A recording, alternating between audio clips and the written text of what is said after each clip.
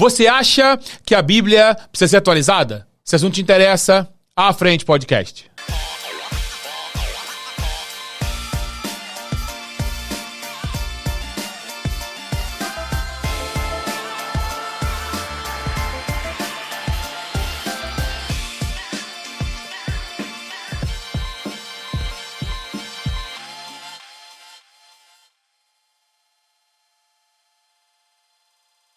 No À Frente Podcast de hoje, um convidado que já marcou esse canal. O primeiro debate vai aparecer aqui em cima, se você não assistiu ainda, vai aparecer aqui em cima para você ver.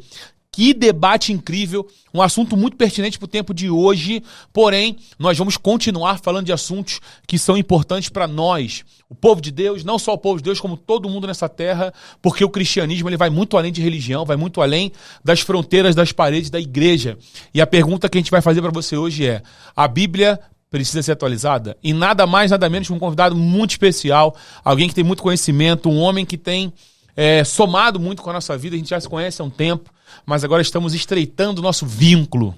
Um homem que já ficou famoso aqui no nosso podcast. Se você está vendo esse episódio, a gente não foi preso, né? Não estamos ainda. A gente não foi denunciado. Mas está aqui meu amigo, o pastor Roberto Miguel. Seja bem-vindo mais uma vez ao À Frente Podcast. Fala, irmão. Eu que agradeço aí, mais uma vez, né, o convite para a gente estar junto aqui. E é sempre bom a gente estar falando sobre assuntos pertinentes, né, assuntos importantes, assuntos que acrescentam. E de um tempo para cá eu tenho acompanhado o seu podcast, tenho acompanhado o trabalho que você tem feito aqui. Muito bacana, Maurílio. Obrigado aí pelo convite. É muito legal estar contigo aqui mais uma vez. Tamo junto. A gente estava conversando aqui nos bastidores. Já podia estar gravando já umas meia hora, mas a gente ficou conversando de vários assuntos. E é muito bom a gente ter o que conversar, a gente ter assuntos que... Esse é o propósito do nosso podcast, trazer conhecimento, trazer clareza em alguns assuntos. Nem todo mundo vai concordar, nem todo mundo vai discordar, porém o principal papel da igreja é conscientizar e ensinar. A gente está aqui não como igreja, nós estamos como seres humanos, mas vamos falar de um assunto que é muito pertinente. Meu amigo, o evangelho precisa ser repensado? Precisa ser refeito, atualizado? Repensado sim. Refeito não, porque Jesus deixou pra gente o modelo de evangelho. Na verdade, quando você até começou o podcast fazendo uma pergunta se a Bíblia deveria, né, ser atualizada, claro que não. A Bíblia é a palavra de Deus e quem é a criatura para determinar aquilo que o Criador vai dizer ou a forma que o Criador tem que se comportar, né? Então, quem acredita na Bíblia, quem acredita na palavra de Deus por fé, vai entender que ela não tem que ser atualizada. Na verdade, ela não precisa passar por nenhum tipo de atualização. E o Evangelho também, Maurílio, obviamente, ele precisa ser repensado diante daquilo que nós vivemos como Evangelho atualmente, né? O modelo de Evangelho para os dias de hoje e para a eternidade, porque a própria Bíblia garante que a palavra de Deus não muda, que ela é eterna, né? Que Deus ele não se arrepende daquilo que fala, Deus não muda o seu discurso, não muda a sua palavra. Então, a Bíblia já deixou pra gente, que é cristão, o modelo exato de evangelho. Agora, o que nós precisamos fazer é repensar se nós temos vivido ou não esse modelo de evangelho determinado e pré-estabelecido pela palavra de Deus, que é a Bíblia. Porque qual é, só para a gente poder entender aqui nesse início de bate-papo e de podcast, qual é o modelo de evangelho? Qual é o foco do evangelho deixado por Cristo? Esse evangelho ele tem 4 focos. Primeiro, cruz. Né? O evangelho é o evangelho da cruz. Segundo modelo, falando do primeiro modelo, que é a cruz, será que nós temos vivido uma vida de cruz que é direcionada por Cristo, né? Aquele que quiser vir após mim, faça isso, tome a sua cruz. Então, esse é o primeiro modelo do evangelho, o primeiro foco do evangelho, cruz. Segundo foco do evangelho, arrependimento. Será que nós temos vivido uma vida de arrependimento? O terceiro foco do evangelho, graça. Sim. Será que nós temos vivido uma vida debaixo da graça? E o terceiro foco do evangelho, discipulado. Será que nós temos vivido uma vida debaixo desse direcionamento? Então, eu acho que é isso que a gente precisava e precisa repensar. Sim. E o que você falou, um é consequente do outro, né? Isso aí. O primeiro da cruz, o segundo é arrependimento. Sem arrependimento não tem cruz. Sem arrependimento não tem graça. Sem graça não tem arrependimento. Sem graça não tem arrependimento, não tem cruz.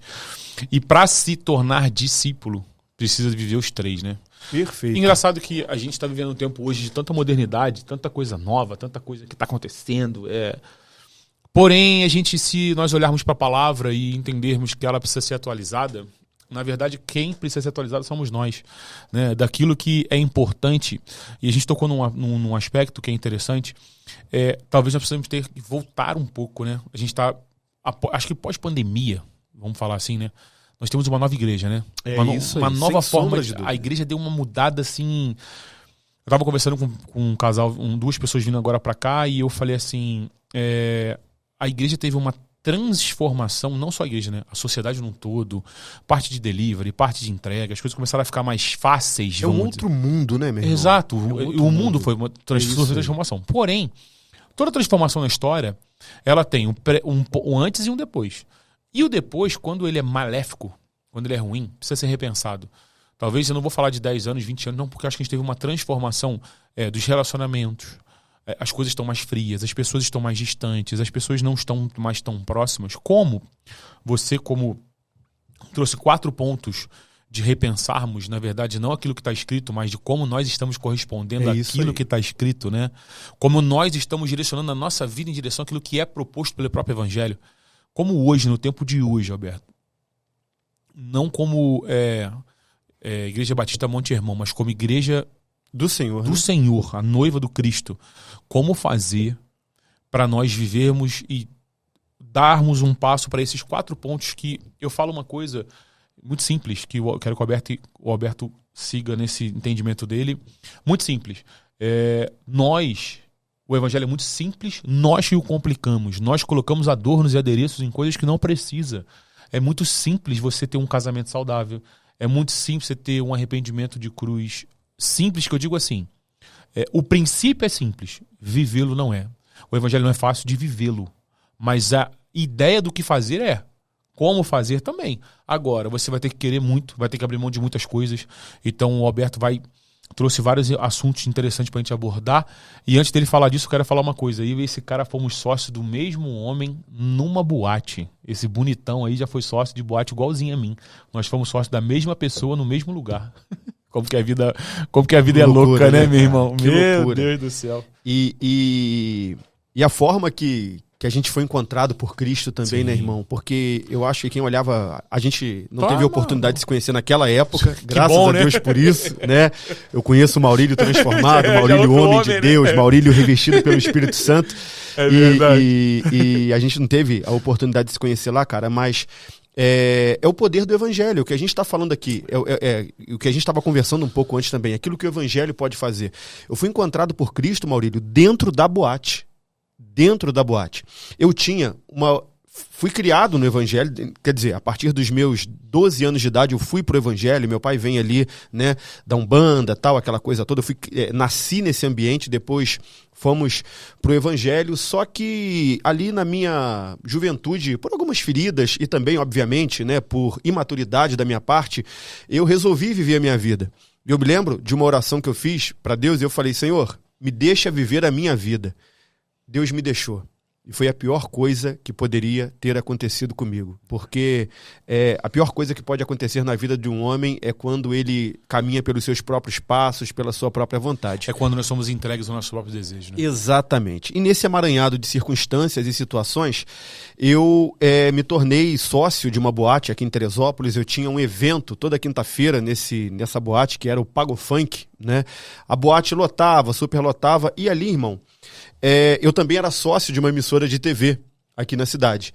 E uma igreja, a igreja eu posso falar sem problema nenhum, a Metodista Central de Teresópolis alugou um espaço nessa emissora para que os cultos da igreja fossem transmitidos. Então contratei lá um pessoal para poder fazer a filmagem dos cultos, a edição dos cultos, para que eu não tivesse que ir, porque eu tinha de verdade ojeriza de igreja naquele momento, tinha pavor, odiava crente, né, naquele momento, odiava Deus também, odiava todo mundo, odiava a mim mesmo. E aí, em um determinado domingo, o rapaz passou mal, que fazia a filmagem, e eu precisei ir à igreja para fazer essa filmagem. Quando eu chego lá, tá o pastor Carlos Alberto, que atualmente é bispo Carlos Alberto da Metodista, né? E ele olha para mim e fala assim, eu queria que você ficasse no altar, que você filmasse o culto do altar. E eu achei aquilo sem propósito, eu falei, cara, a gente tem que filmar de frente, né? Você filma um culto de frente pro altar. Né, e tal. Não, mas eu quero que você fique lá, tal. E quem é metodista, ou quem já frequentou a metodista sabe disso. A metodista não, por exemplo, como uma Assembleia de Deus, não fica ninguém no altar. Sim. O Ministério de Louvor sobe, ministra, desce, né? Porque eles têm um entendimento de centralidade de Cristo no altar. As igrejas metodistas mais tradicionais, elas nem deixam o púlpito no centro do altar, elas deixam o púlpito um pouco mais de lado, porque a centralidade é de Cristo e ele me coloca ali naquele altar. E eu, sem entender muito aquilo, mas com muita raiva, com muita vergonha, falei, cara, tudo bem, tô aqui pelo dinheiro. Tô trabalhando, né? Tô trabalhando, né? Vamos fazer. Na semana consecutiva, o camarada falta novamente, e aí vem pregar um pastor na igreja chamado José Romário, cara. O acaso de Jesus, né, meu irmão? O acaso de Jesus. Vem pregar um pastor chamado José Romário, esse pastor olha pra mim e ele diz o seguinte, olha, você que tá aqui nesse altar, Deus manda te dizer que a partir de hoje ele começa a mudar a sua vida, começa a mudar a sua história, tal, aquela coisa toda. Eu saio dali muito revoltado mais uma vez, né, com aquela exposição, falei, não volto mais. Deixa eu fazer uma pergunta, deixa eu te cortar. Claro. Quero que você fale disso. É interessante para quem está ouvindo a gente que o nosso podcast não é só para quem é igreja. Essa revolta, é interessante demais você falar disso. Essa revolta do homem sem Deus, hoje ela é muito latente, mas qual era a tua revolta com relação... O que te revoltava? O que deixava você... Porque eu tenho os meus também, os meus apontamentos, né? Eu fui criado dentro da casa de um pastor e eu tomei pavor de igreja. Eu odiava pastor. Sim. Mas o que é essa revolta desse homem, desse ser humano, Alberto, sem Cristo, e olhar e falar que odiar aquilo?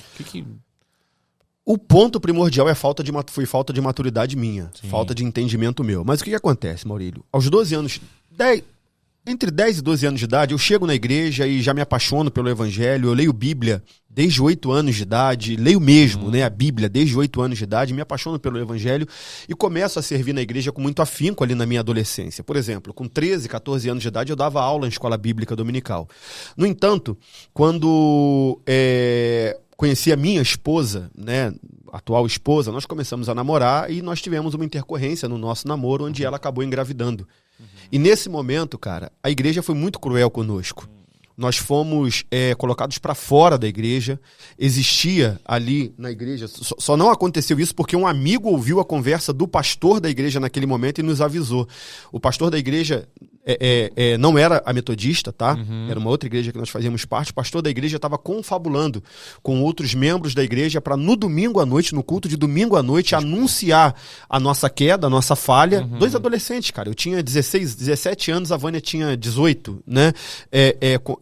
Anunciar a nossa queda para a igreja e nos excluir publicamente da igreja, nos tomar a credencial. A credencial não é uma carteirinha de membro da igreja. Isso não aconteceu porque um amigo passou, ouviu essa conversa e avisou. E você não foi no culto. Né? Não, e aí isso foi durante a semana, a gente foi lá e entregou no gabinete a carteirinha, ele, não, vem no domingo, tal. Então aquilo feriu muito a gente e os membros da igreja foram obrigados, né, a não falarem mais conosco. Então, assim, os nossos amigos, por medo do pastor naquela época, passavam pela gente na calçada da Fama, atravessavam a rua. Impuro, né?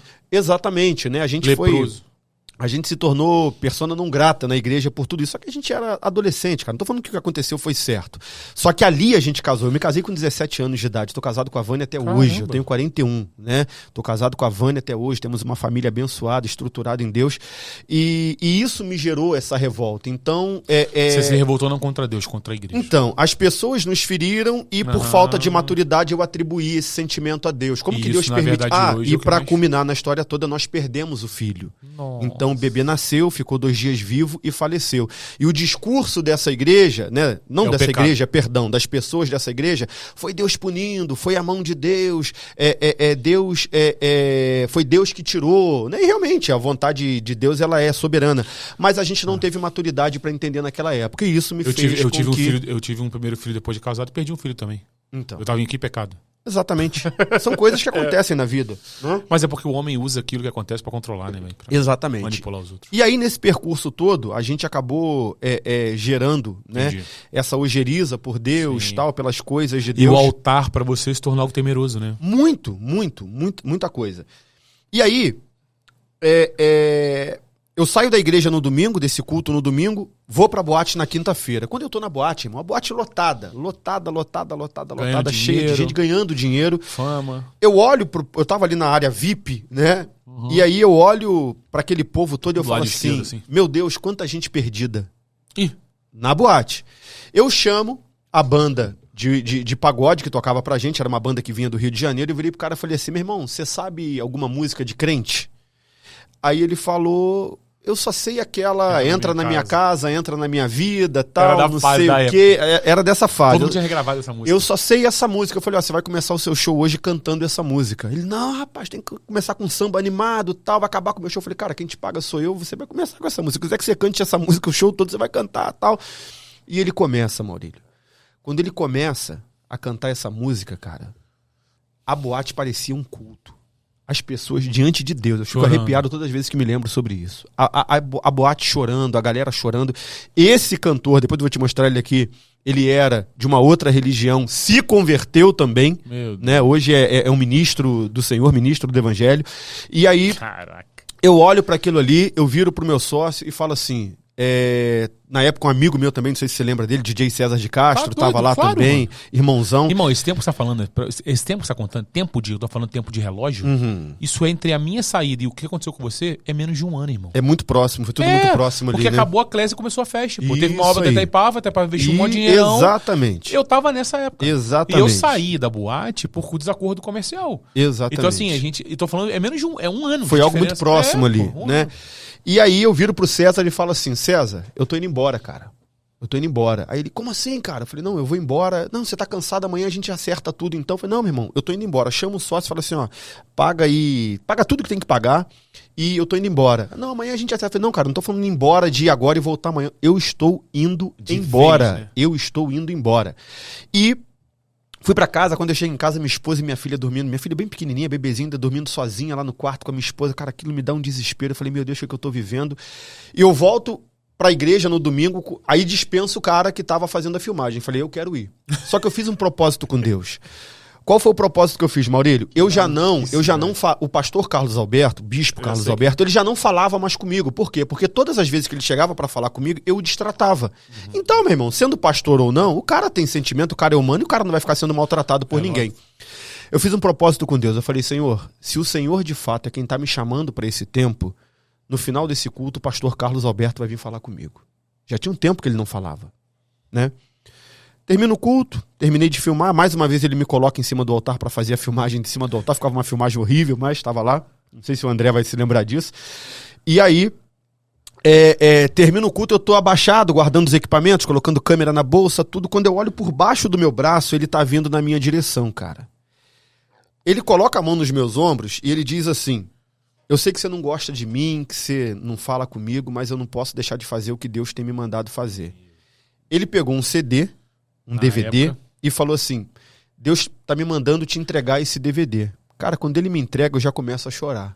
Aí eu levanto, viro pra ele e falo assim, Pastor Carlos, eu preciso de Jesus. Meu Deus. Aí ele virou pra mim e falou assim, olha só, eu tenho um compromisso importantíssimo amanhã, isso foi um domingo, eu tenho um compromisso importantíssimo amanhã no Rio. Mas você é mais importante. Eu tô desmarcando esse meu compromisso pra te atender amanhã. Cara, eu chego lá no outro dia, começo a conversar com ele e tal, e ali eu faço, né... Maldito homem que desafia Deus, né? Ali eu faço uma oração e tudo mais. E agora? Como que eu chego em casa e conto isso pra minha esposa? Cheguei em casa, viro pra minha esposa e digo assim, Vânia... Era a tua única fonte de renda? A boate era a tua fonte de renda? Não, eu tinha a emissora também, a TV também. Sim, é verdade. Né? Eu chego em casa e falo assim, Vânia, olha só, eu tô crente. Só que eu era muito louco, cara. Eu era louco demais, assim, antes, nesse período todo. Eu falei, eu tô crente. É um estado, né? Aí ela olhou pra mim e falou assim, você? Eu não acredito. Quarta-feira eu vou... Quando tem culto nessa igreja? Eu falei, quarta-feira. Ela te conhecia desde novinho também, né? Desde novo, né?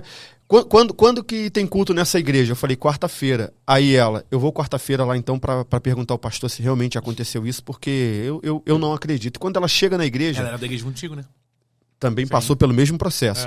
Quando ela chega na igreja, o pastor que está pregando mais uma vez, o pastor José Romário, é usado por Deus, levanta a mão e diz, olha, tem uma pessoa aqui que perdeu um filho, tal, está aqui nessa noite para fazer uma prova com o Senhor e tudo mais. Deus quer te dar uma nova oportunidade também. E aí a Vânia se desarma, vai lá na frente, se reconcilia com Jesus e ali começa... O Batista nem vive hoje. O Batista Nacional vive, né? Nós somos renovados, nós acreditamos nos dons. Nacional, Mas... E ali começa a nossa história no Evangelho, né? Na verdade, recomeça a nossa história no Evangelho. Tudo na minha vida aconteceu muito rápido, tudo na minha vida aconteceu muito rápido. Na verdade, Alberto, você já tinha uma estrutura, irmão, dentro de você alicerçada. Porque ler a palavra...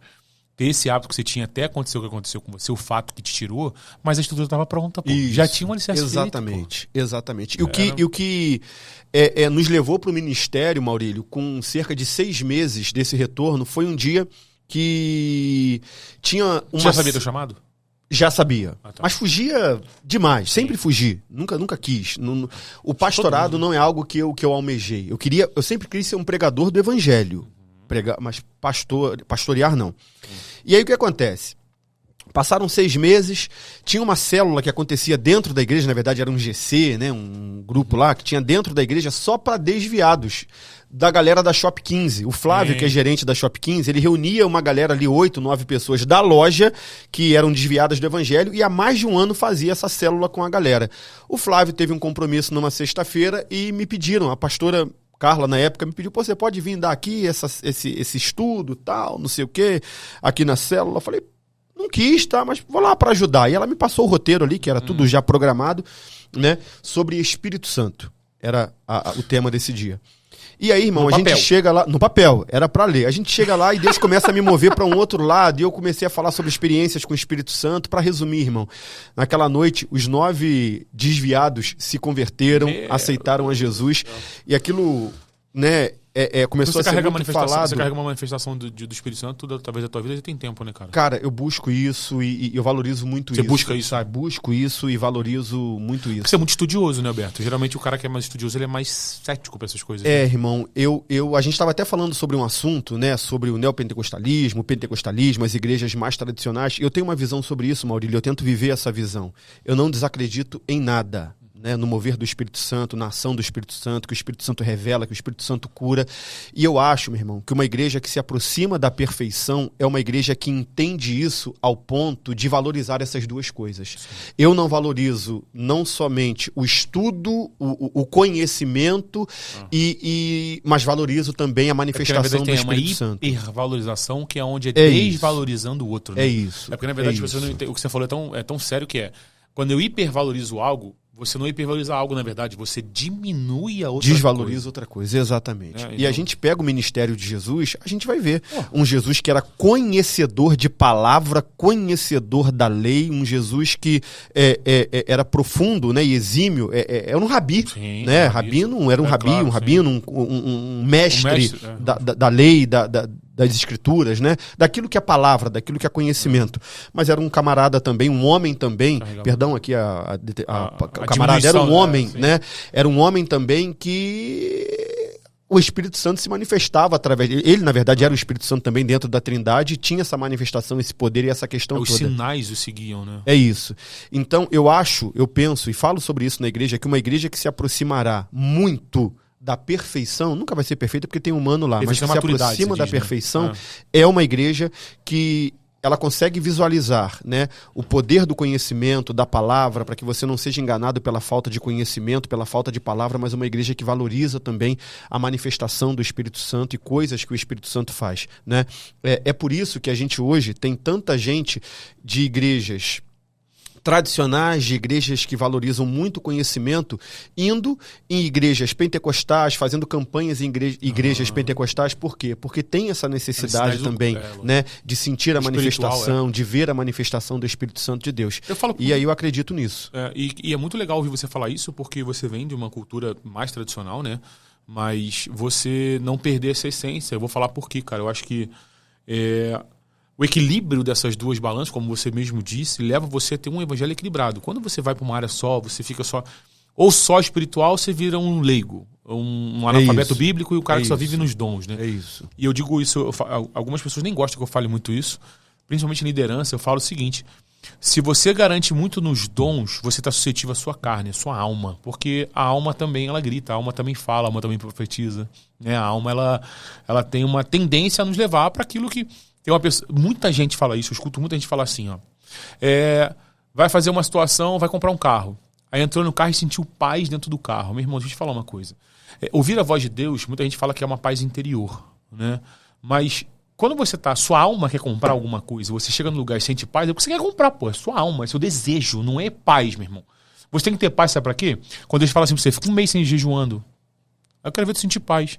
Você entende o que eu tô falando? E isso tem a ver com tudo, com conhecimento e com o espírito. Quando é só espírito, você vai ficar suscetível. Quando é só a palavra, você vai ficar com a mesma sucessão, só que em opostos diferentes. Então o meu conhecimento, quem fala isso é meu sogro, e ele me ensinou sobre isso. Ele fala assim, meu filho, quando você conhece muito a Deus, a Bíblia, você acha que Deus está numa caixinha. Que Deus não pode transcender isso aqui. E o próprio Deus, a própria Bíblia diz que ninguém consegue conhecê-lo na sua totalidade. É isso aí. Ninguém consegue dimensioná-lo. Então, se a gente não consegue dimensioná-lo, nós precisamos entender que, equilibrando com a palavra, você vai ter uma igreja que vai viver uma plenitude. Perfeito. Uma igreja saudável, uma igreja perfeita não, porque é o que ele falou. É porque perfeição pra gente, que entende um pouco mais das escrituras, quando o Tiago vai falar de perfeição, ele fala de maturidade, né? Ele não fala, ele fala de uma pessoa madura. Sim, claro. E eu acho que a igreja madura, ela precisa equilibrar tanto o poder de Deus quanto o Espírito Santo. Dentro do contexto do Evangelho, das 4 pilares que você estabeleceu, Alberto, como que a gente consegue hoje, no tempo de hoje, no tempo do telefone, no tempo do homem no centro das coisas, no tempo da distorção dos princípios, do relativismo do Evangelho, onde isso aqui me interessa, não adianta, eu não consigo ficar eu não consigo ficar no raso. Eu vejo um monte de gente na internet, no Instagram, postando café com Deus Pai de manhã, de tarde tomando cerveja, de noite falando palavrão, dentro de boate e fazendo o que quer. O café com Deus Pai... talvez ainda queira vir no seu podcast ainda, falar do Evangelho de Cristo, pregar, né? Um monte de coach aí pregando, falando dos princípios de Salomão, princípios de Provérbios, falando de Davi, mas não fala do Cristo. Não entende o Evangelho. Dentro dessa máxima do tempo de hoje, como que a gente faz para dar um passo para trás, irmão? Na verdade, não é dar um passo para trás, né? É dar um passo para frente em direção Exatamente. ao tempo de hoje. Exatamente. Eu acho que a primeira coisa, Maurílio, as pessoas estão muito cansadas. As pessoas que eu digo de fora da igreja. Né? Na verdade, de dentro da igreja também. As pessoas em geral estão muito cansadas de discurso, irmão. As pessoas estão pouco interessadas em discursos hoje. E um dos fatores que eu acho e acredito que deve ser repensado naquilo que nós temos como evangelho e vivenciado como evangelho hoje é exatamente o problema onde a prática não tem acompanhado o discurso. Não corrobora, né? As pessoas, por exemplo, a gente pega hoje igrejas lotadas com famílias desestruturadas, ou seja, pessoas que colocam uma máscara, né, ao adentrarem dentro da igreja, dentro de um ambiente de culto, dentro de um ambiente religioso, mas que fora desse ambiente continuam vivendo as mesmas vidas. Eu tenho um pastor amigo, que há muito tempo, ele sempre me contou, né, sempre me conta uma história de um menininho que chega no culto, depois do culto, e aí ele puxa ali o paletó de um pastor de uma Assembleia de Deus e fala pro pastor assim, pastor, a gente pode morar na igreja? O pai desse menino era um presbítero da igreja, né? A gente pode morar na igreja? E o pastor, todo alegre, fala assim, mas aqui é tão legal, é tão bom, você sente tanto a presença de Deus aqui, que você quer morar aqui? Aí ele falou, também, mas o motivo principal não é esse, é porque aqui na igreja o meu pai não é agressivo com a gente, aqui na igreja o meu pai não bate na minha mãe, aqui na igreja o meu pai não xinga a gente, então o senhor permite a gente colocar uma cama aqui do lado e morar aqui na igreja? Ou seja, o que essa história nos ensina? É uma prática que não acompanha um discurso, é um discurso religioso, mas que não é acompanhado pela prática da vivência. Então, meu irmão, né, a gente falou sobre cruz, a gente falou sobre arrependimento, a gente falou sobre graça e a gente falou sobre discipulado. Eu penso que o primordial hoje para a igreja evangélica no Brasil, não estou falando da minha, da sua, eu digo de uma forma globalizada, de uma forma... A noiva de Cristo, é isso aí.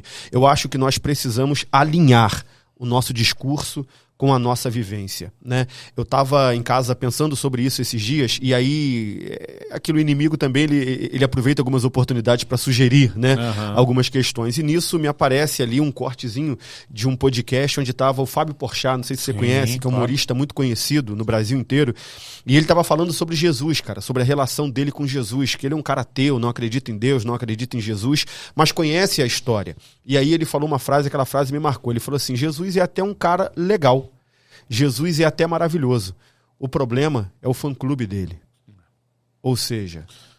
Estamos distorcendo o Cristo, né? Exatamente, Porque exatamente. Dentro desse contexto que você está falando, eu até abri aqui, né, em Tiago 1, quando fala da prática da palavra de Deus.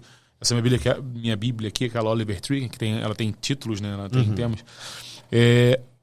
A igreja, o reino de Deus, a igreja noiva, ela é manifesta. Jesus não é o corpo da igreja. Né? Jesus, ele não é o corpo.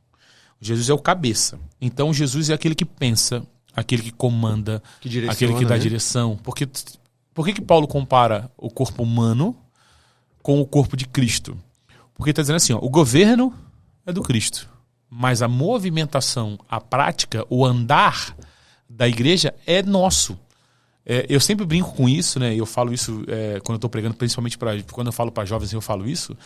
Eu falo que se você for purar na história, a única cabeça que andou na Terra, só a cabeça, foi da família Adams, que tinha aquela mãozinha que ficava assim, ó. Sim. Jesus, ele não é dessa forma. Não é uma cabeça andando pela rua.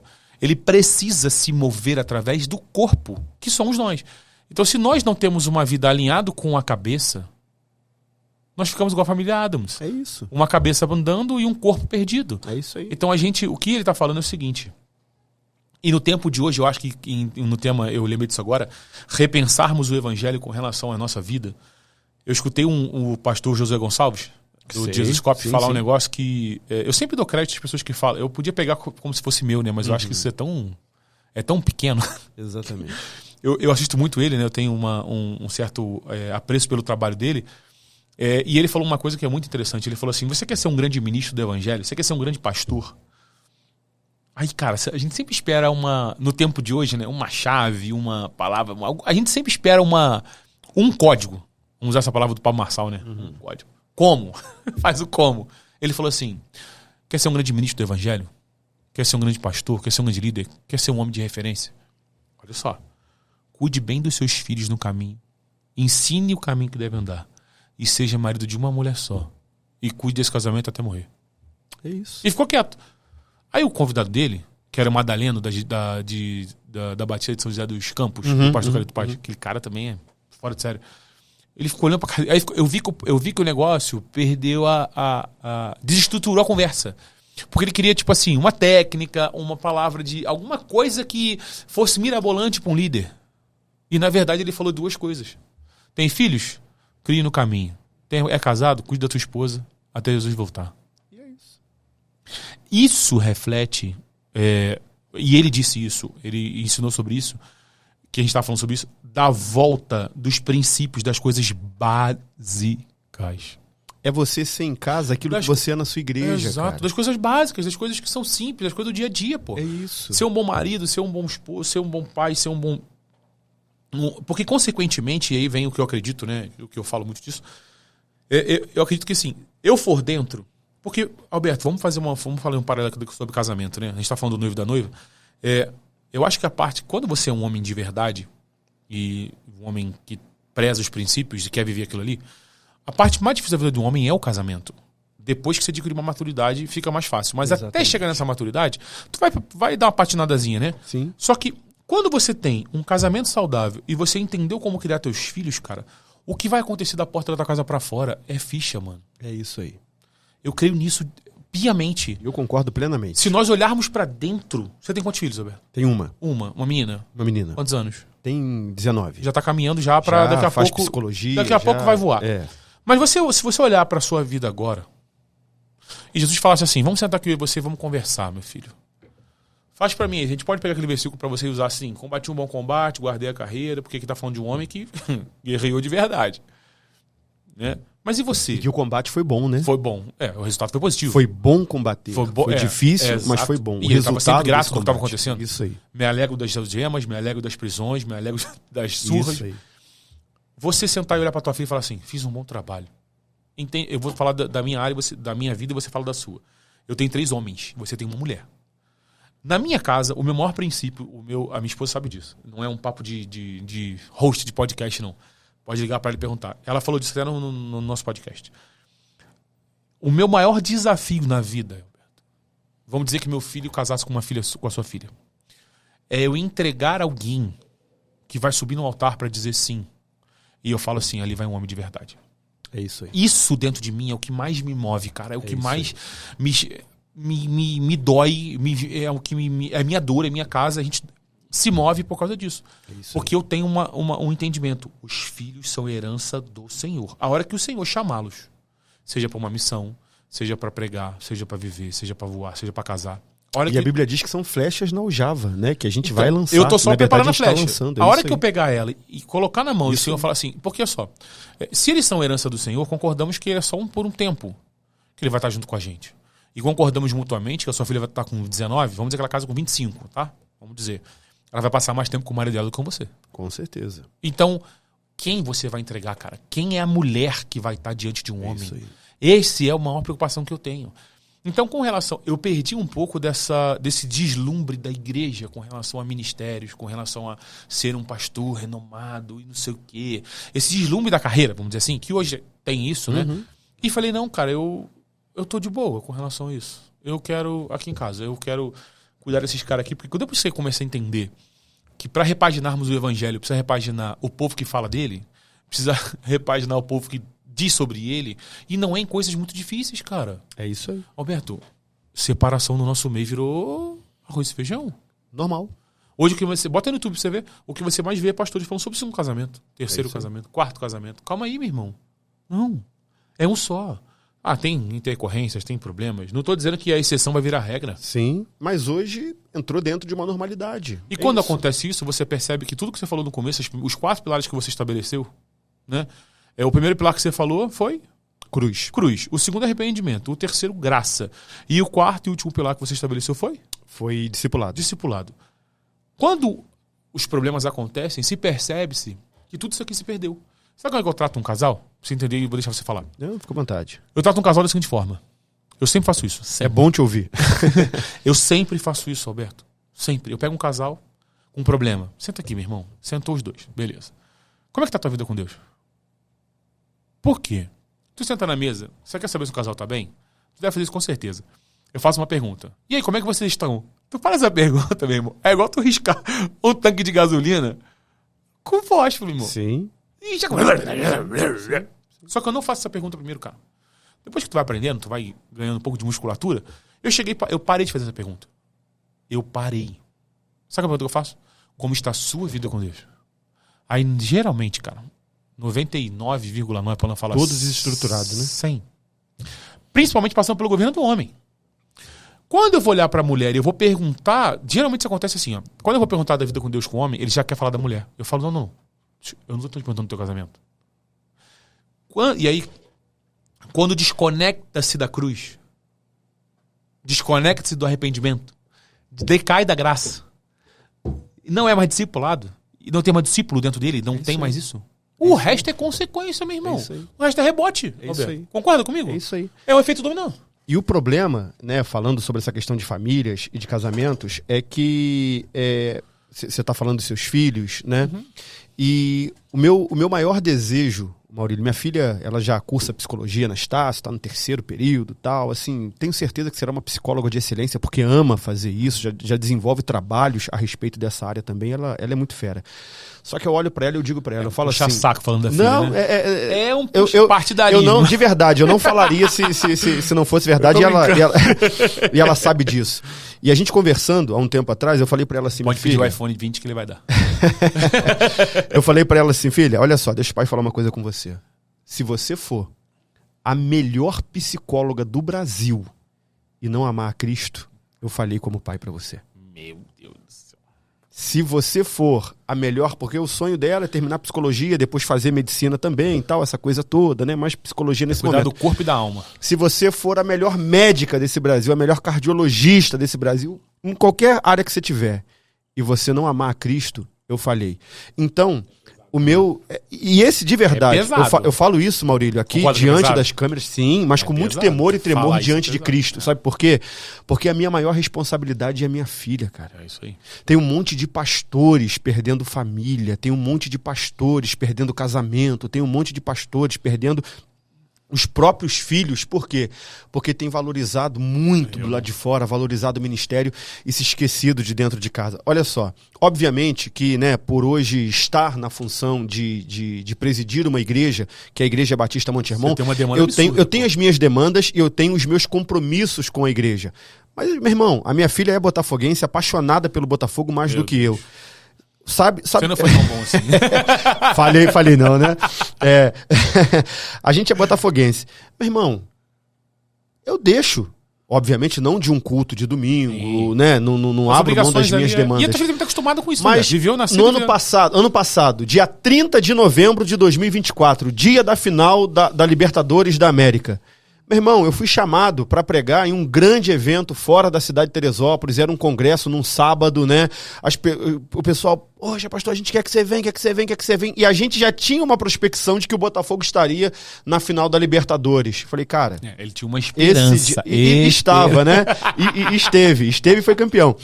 Meu irmão, eu não fui pregar nesse congresso. Por quê? Eu sabia, a gente não foi pra Argentina, tá, aquela coisa toda, mas eu sabia que aquele seria um momento que talvez a gente nunca mais veja, né? E que a gente nunca mais tenha juntos. Exatamente. E foi no dia do meu aniversário, um presente de aniversário, 30 de novembro, tudo culminou nesse dia. Eu não fui pregar. Na verdade, a parte mais importante é a tua filha, né? É minha filha, é a minha esposa. Se fosse assistir uma parada de psicologia, Exatamente. Então, irmão, o que eu tenho entendido e o que eu tenho quando eu repenso a questão do evangelho sobre a minha vida, sobre o meu ministério e sobre o meu chamado, a preocupação que eu tenho é de manifestar na vida diária aquilo que a minha boca anuncia no altar. É manifestar no meu dia a dia, no meu cotidiano, muita coisa. Muita coisa. A gente que prega, a gente se cobra. Pelo menos, eu tenho um amigo, né?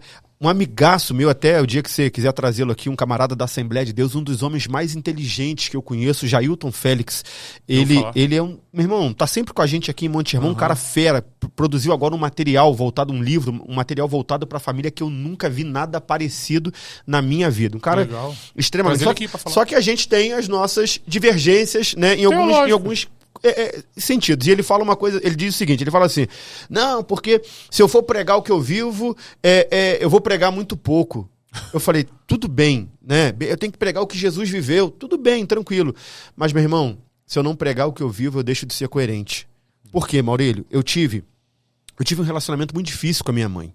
Eu e a minha mãe já é falecida, tal, e a gente foi conseguir se entender no final da vida da minha mãe, né, de ter proximidade. Um pagamento de contas ali, né? Exatamente, mas a gente sempre teve um relacionamento muito difícil mesmo, né, ao ponto de eu chegar um tempo pra minha mãe e falar assim, mãe, olha, a gente só consegue se entender sem se falar, então assim, se você precisar de mim, minha mãe tinha uma personalidade muito difícil, eu também tenho a minha personalidade, e eu falei pra ela um dia... saiu dela, né? Exatamente, eu falei pra ela, olha, no que você precisar de mim, no que eu precisar de você, eu sei que eu posso contar e você pode contar, mas a gente não tem como ter vivência porque a gente dava choque em tudo, iguais, em né? tudo mesmo.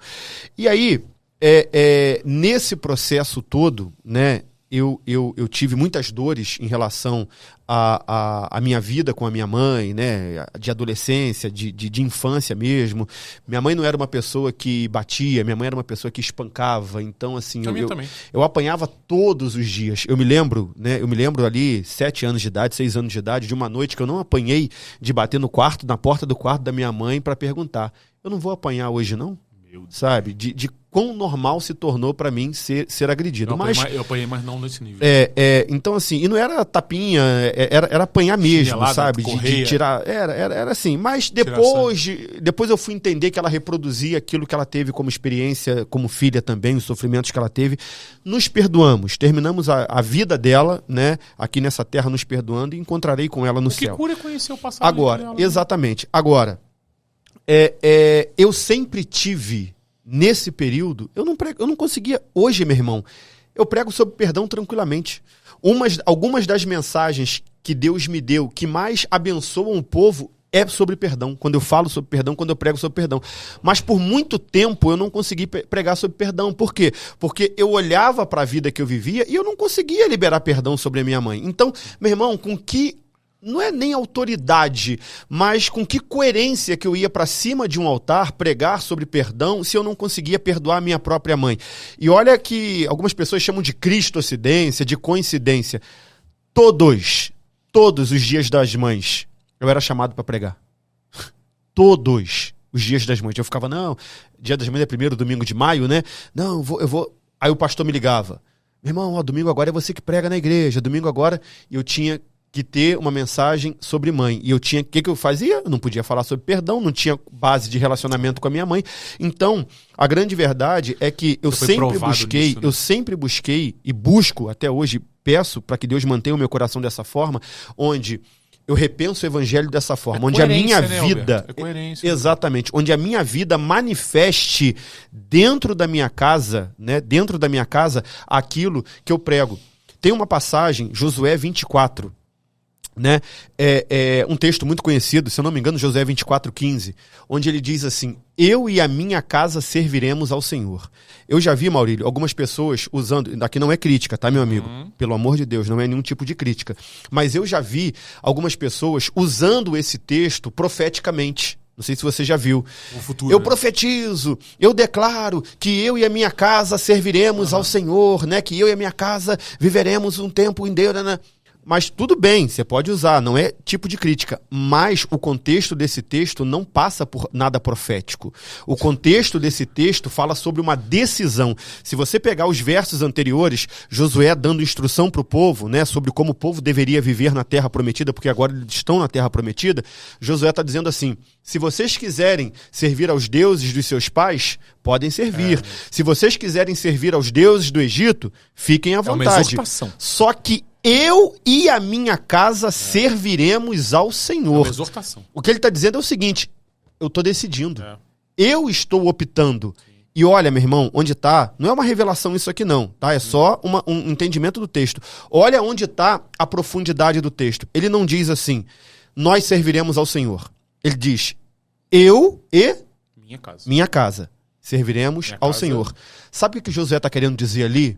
Ele está falando o seguinte: o que eu vou viver em Deus vai ser tão forte e tão poderoso que a minha família vai querer me acompanhar e vai servir a esse Deus também. Meu irmão, isso é coerência. Sabe o que Josué está ensinando e o que nós precisamos aprender? Não sei se você tem essa visão de sacerdócio também, de você ser o sacerdote do seu lar, né? Algumas pessoas fogem distorcem e fogem disso, mas eu tenho essa visão. Sabe o que Josué está dizendo quando ele diz: eu e a minha casa serviremos ao Senhor? Ele está dizendo: olha, primeiro eu começo, a minha família vai me ter como exemplo e vai servir ao Senhor também. Ele está dizendo: a minha família não vai precisar de referências externas, cara. A minha família não vai precisar ir para um culto de domingo à noite para ouvir uma palavra externa para se fortalecer. A minha família vai ter dentro de casa um sacerdote, a minha família vai ter uma referência dentro de casa, a minha família vai olhar para o que eu vivo em Deus e vai viver também, vai querer servir ao Senhor por aquilo que eu sou. Irmão, quando eu tive o entendimento e o conhecimento dessa palavra, cara, a minha vida mudou e eu falei: eu preciso ser referência para minha família. Eu não me coloco num lugar de perfeição. Eu tenho as minhas falhas, os meus limites, que a minha família conhece muito bem. Eu não poupo a minha família, eu não coloco uma máscara dentro da minha casa. Na minha casa eu sou o Alberto, eu não sou o pastor Alberto, eu sou o pai da Gabriele, sou o marido da Vânia. O meu pai, que é a minha maior referência, mora comigo hoje, né, mora conosco hoje. Eu sou filho do Augusto dentro da minha casa. E é isso. E é isso, mas lá eles sabem. Quando a minha família precisa de uma oração, eles não precisam ligar pra ninguém, cara. É você que tá de pé. Eles sabem que eu tô lá. A minha esposa me chama de pastor pra brigar comigo. Quando a minha família precisa de uma palavra, eles sabem que eu tô lá. Então, assim, isso pra mim é repensar o evangelho. É você ser coerente naquilo que você faz com aquilo que você vive. E sabe qual é o problema disso? Desculpa, Maurício, se eu tô falando demais, você pode me interromper. Você pode até a hora que você quiser. Você pode, André, pode botar aí uma vigília. E sabe qual é o grande problema disso, cara? É que a gente vai vivendo um evangelho deturpado e a gente vai fazendo. E lá em Mateus, quando fala-se daquele grande dia, do dia do julgamento, do dia de separação das ovelhas dos bodes, de quem, né, vai ser condenado para quem está salvo, Jesus, ele tem uma frase, cara, que ele diz assim: apartai-vos de mim porque não vos conheço. Ou seja, vocês profetizaram em meu nome, vocês curaram em meu nome. Ou seja, ele está falando de alguém que tem dom de cura, que colocou a mão na cabeça de alguém, que orou, e essa pessoa, que orou em nome de Jesus, e essa pessoa foi curada. né? Vocês pregaram, vocês profetizaram, vocês curaram, vocês fizeram isso, vocês fizeram aquilo em meu nome, mas eu não vos conheço. Sabe qual é o problema do evangelho de hoje, cara? É que a gente não conhece a Jesus. Deixa eu te fazer uma pergunta aqui. Você conhece o Neymar? Conheço. Conhece? Já ouvi falar. Ah, tá. Se você primeiro responder que conhece. O que é conhecer alguém? É você ter intimidade. Você conhece a tua esposa. O dia que a tua esposa não acorda bem, cara, você olha pra ela, num olhar você já sabe. O dia que os teus filhos não estão bem, você já sabe. O dia que as pessoas que são mais próximas de você não estão bem, você já sabe. Ou seja, a gente não conhece o Neymar, a gente sabe quem é o Neymar. E qual é o problema do evangelho que a gente tem vivido hoje? O problema do evangelho que a gente tem vivido hoje, é por isso que o nosso discurso anda longe da nossa prática, da nossa vivência. Por quê? Porque nós sabemos quem é o Jesus, cara. A gente sabe muito sobre ele. Igual o Jó no começo da caminhada. É isso aí. A gente sabe muito sobre ele. Mas naquele grande dia, irmão, não vai ser escolhido por ele, não vai viver a eternidade com ele quem sabe quem ele é. Quem conhece muito de teologia é quem conhece. E para conhecer tem que ter intimidade. Então, para repensar um pouco sobre o evangelho, né, nessa tarde, nessa noite, o momento que a pessoa estiver assistindo agora, de manhã, de tarde, de noite, de madrugada, é exatamente isso. Voltar o discurso para a prática e viver uma vida, cara, de quem conhece a Jesus. E é isso que vai determinar... Não é colocar Salmo 23 na bio do teu Instagram, né? E embaixo é foto de horóscopo, não sei o quê. E deixa eu falar uma coisa para você que ele falou. Eu fui convidado para pregar na Assembleia de Deus lá no Caleme. Meu amigo Maico me chamou para lá pregar. Muito meu amigo também, muito, ele é irmão. Ele que me indicou, na verdade, você para vir para cá. E ele me levou para pregar lá no culto de família. Né, cara? E eu consigo me adaptar muito ao ambiente, né, Beto? Tem ambiente que você vai falar um pouco mais teologicamente, você vai falar um pouco mais na prática. Você não vai ficar pegando teologia, culto de domingo de família, mano. Eu falei, pelo amor de Deus. Falando em grego, em hebraico, em aramaico. Não, eu nem tenho esse perfil, cara. Meu perfil, eu entendo o seguinte, se eu for conversar com você, a gente vai conversar uma conversa mais robuscada, talvez, mas se eu for conversar com alguém que tem menos conhecimento do que eu faço igual Jesus, cara. Eu tento... Jesus conversava com a criança. Eu não sou como Jesus, tá? Mas eu aprendi com Jesus a fazer isso. Eu sei falar tanto com um fariseu, líder religioso, judeu, líder da sinagoga, como também sei falar com um pecador. Foi isso que eu aprendi com Jesus. E eu tava lá, cara, e eu falei uma coisa que faz sentido pra caramba que você falou. Eu falei assim, tem mulher que ora pro marido se converter. Há 20 anos. Aí ela se ajoelha pra orar. E eu pedi a oração dela assim, Senhor, muda meu marido. Senhor, transforma a vida dele, Pai, que ele conheça a Ti. Mas quando ela levanta para comunicar-se com seu marido, todas as ações, ou quase todas as ações dela, são destrutíveis com as suas orações. Elas são incompatíveis com a oração. Seu bêbado, seu isso, seu aquilo. Ela se ajoelha como filha de Deus e se levanta como acusador do cara, da alma dele. Um demônio para dentro de casa, né? Exato. Isso tanto homem quanto eu. Eu tive uma experiência, vou falar breve ela, com meu sogro. Os filhos do meu sogro são 3. Ficaram desviados 4 anos. Ficaram afastados do evangelho 4 anos. E o meu sogro, sabe o que o meu sogro fazia, cara? Meus cunhados, eu conheci minha esposa num posto de gasolina quando o Chaparral, que é primo da minha esposa, da família da minha esposa, foi inaugurar uma lanchonete lá em Bom Sucesso. E fizeram um encontro de carro na frente da loja. E eu lembro disso. Lembra disso? Lembro. E meu cunhado tinha um carro que tinha som. Tava desviado, somzão ligado, foi pra lá. Sabe quem tava com ele? Meu sogro, mano. Meu sogro tava 35 anos. Meu sogro tá 30 anos na igreja. 35 anos na igreja. Ele tava lá, no meio daquela loucura. Sabe quem tava com ele? Meu sogro, a filha, a outra filha e o filho. Meu sogro falou assim, eu vou estar com vocês, cara. Vocês são meus filhos, pô. Não importa o que vocês estão fazendo. Não concordo. Ele até falou isso aqui. Não concordo, não aceito. Não é isso que eu quero pra vida de vocês. Mas eu tô com vocês independente de vocês estiverem. Que perfeito, cara. 4 anos depois... Nesse ano que eu conheci minha esposa, logo no outro ano ela se converteu, voltou para Jesus e estamos firmes na igreja até hoje. Então a gente precisa entender, e é o que você falou, as nossas orações, ela tem que estar em compatibilidade com as nossas atitudes, cara. Perfeito. Oramos de joelhos, mas quando nos colocamos de pé, nos comportamos completamente diferente daquilo que foi proposto. Eu fui convidado para pegar aqui na Assembleia de Deus, o Michael me chamou também para dar uma palavra aqui sobre empreendedorismo. E aí os meninos, era incrível isso, que tinha um monte de liderança.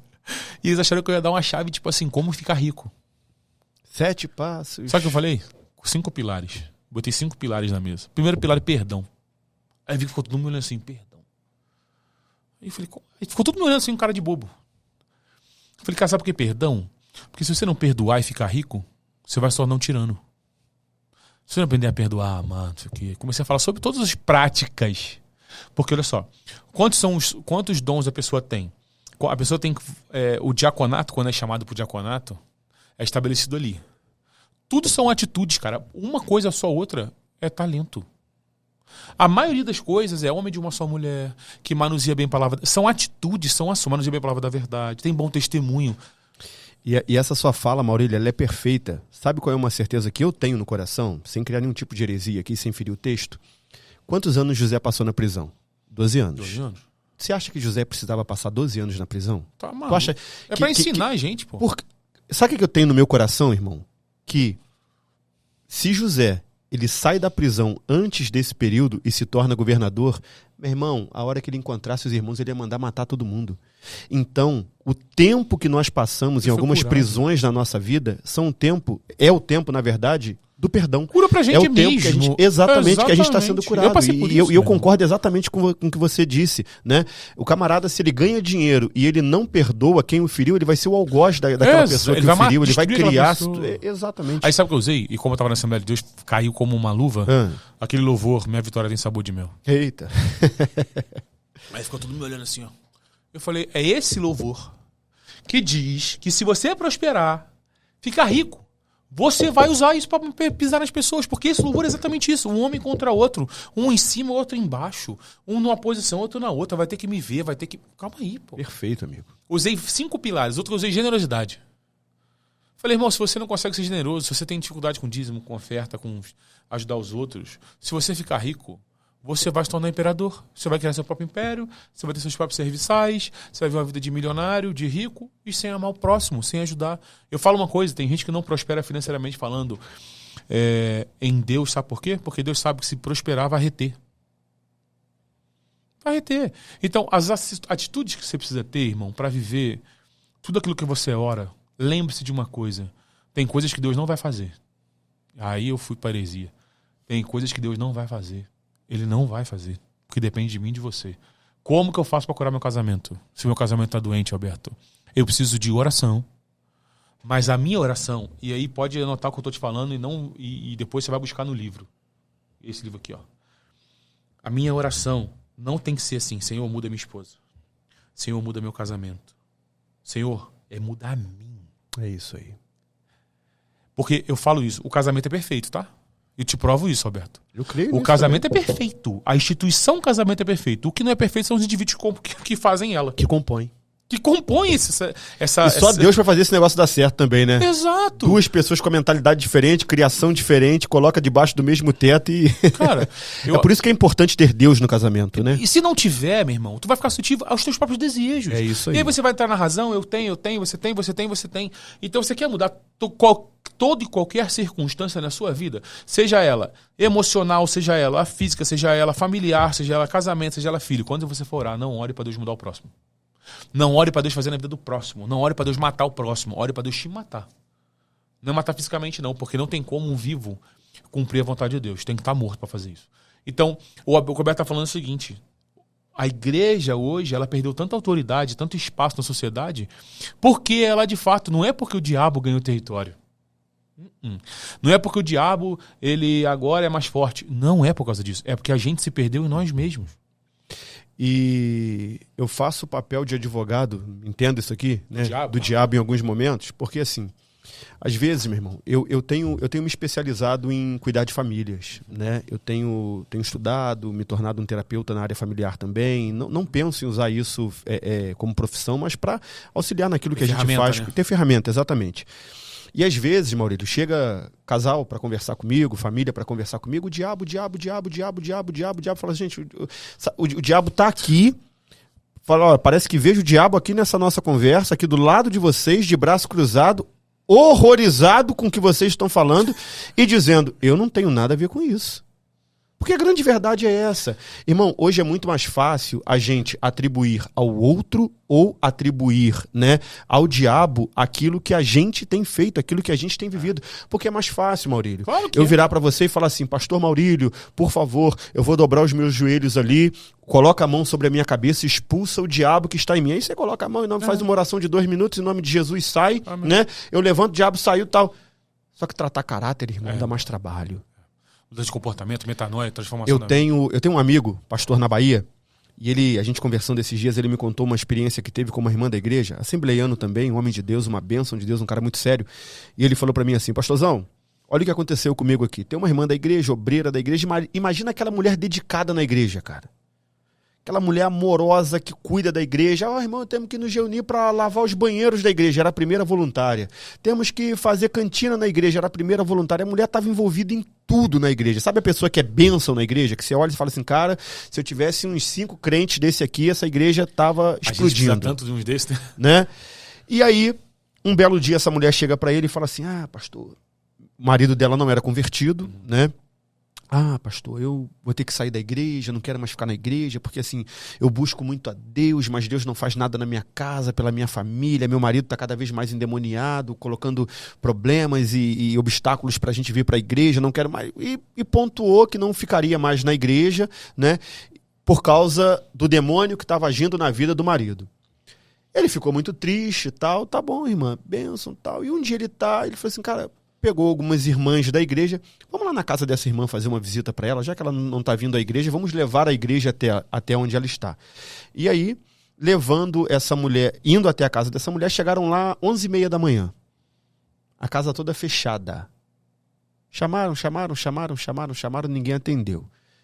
Nisso que ele está indo embora, uma vizinha vira e fala assim, pastor, paz do Senhor, paz, a irmã mora aqui, mora.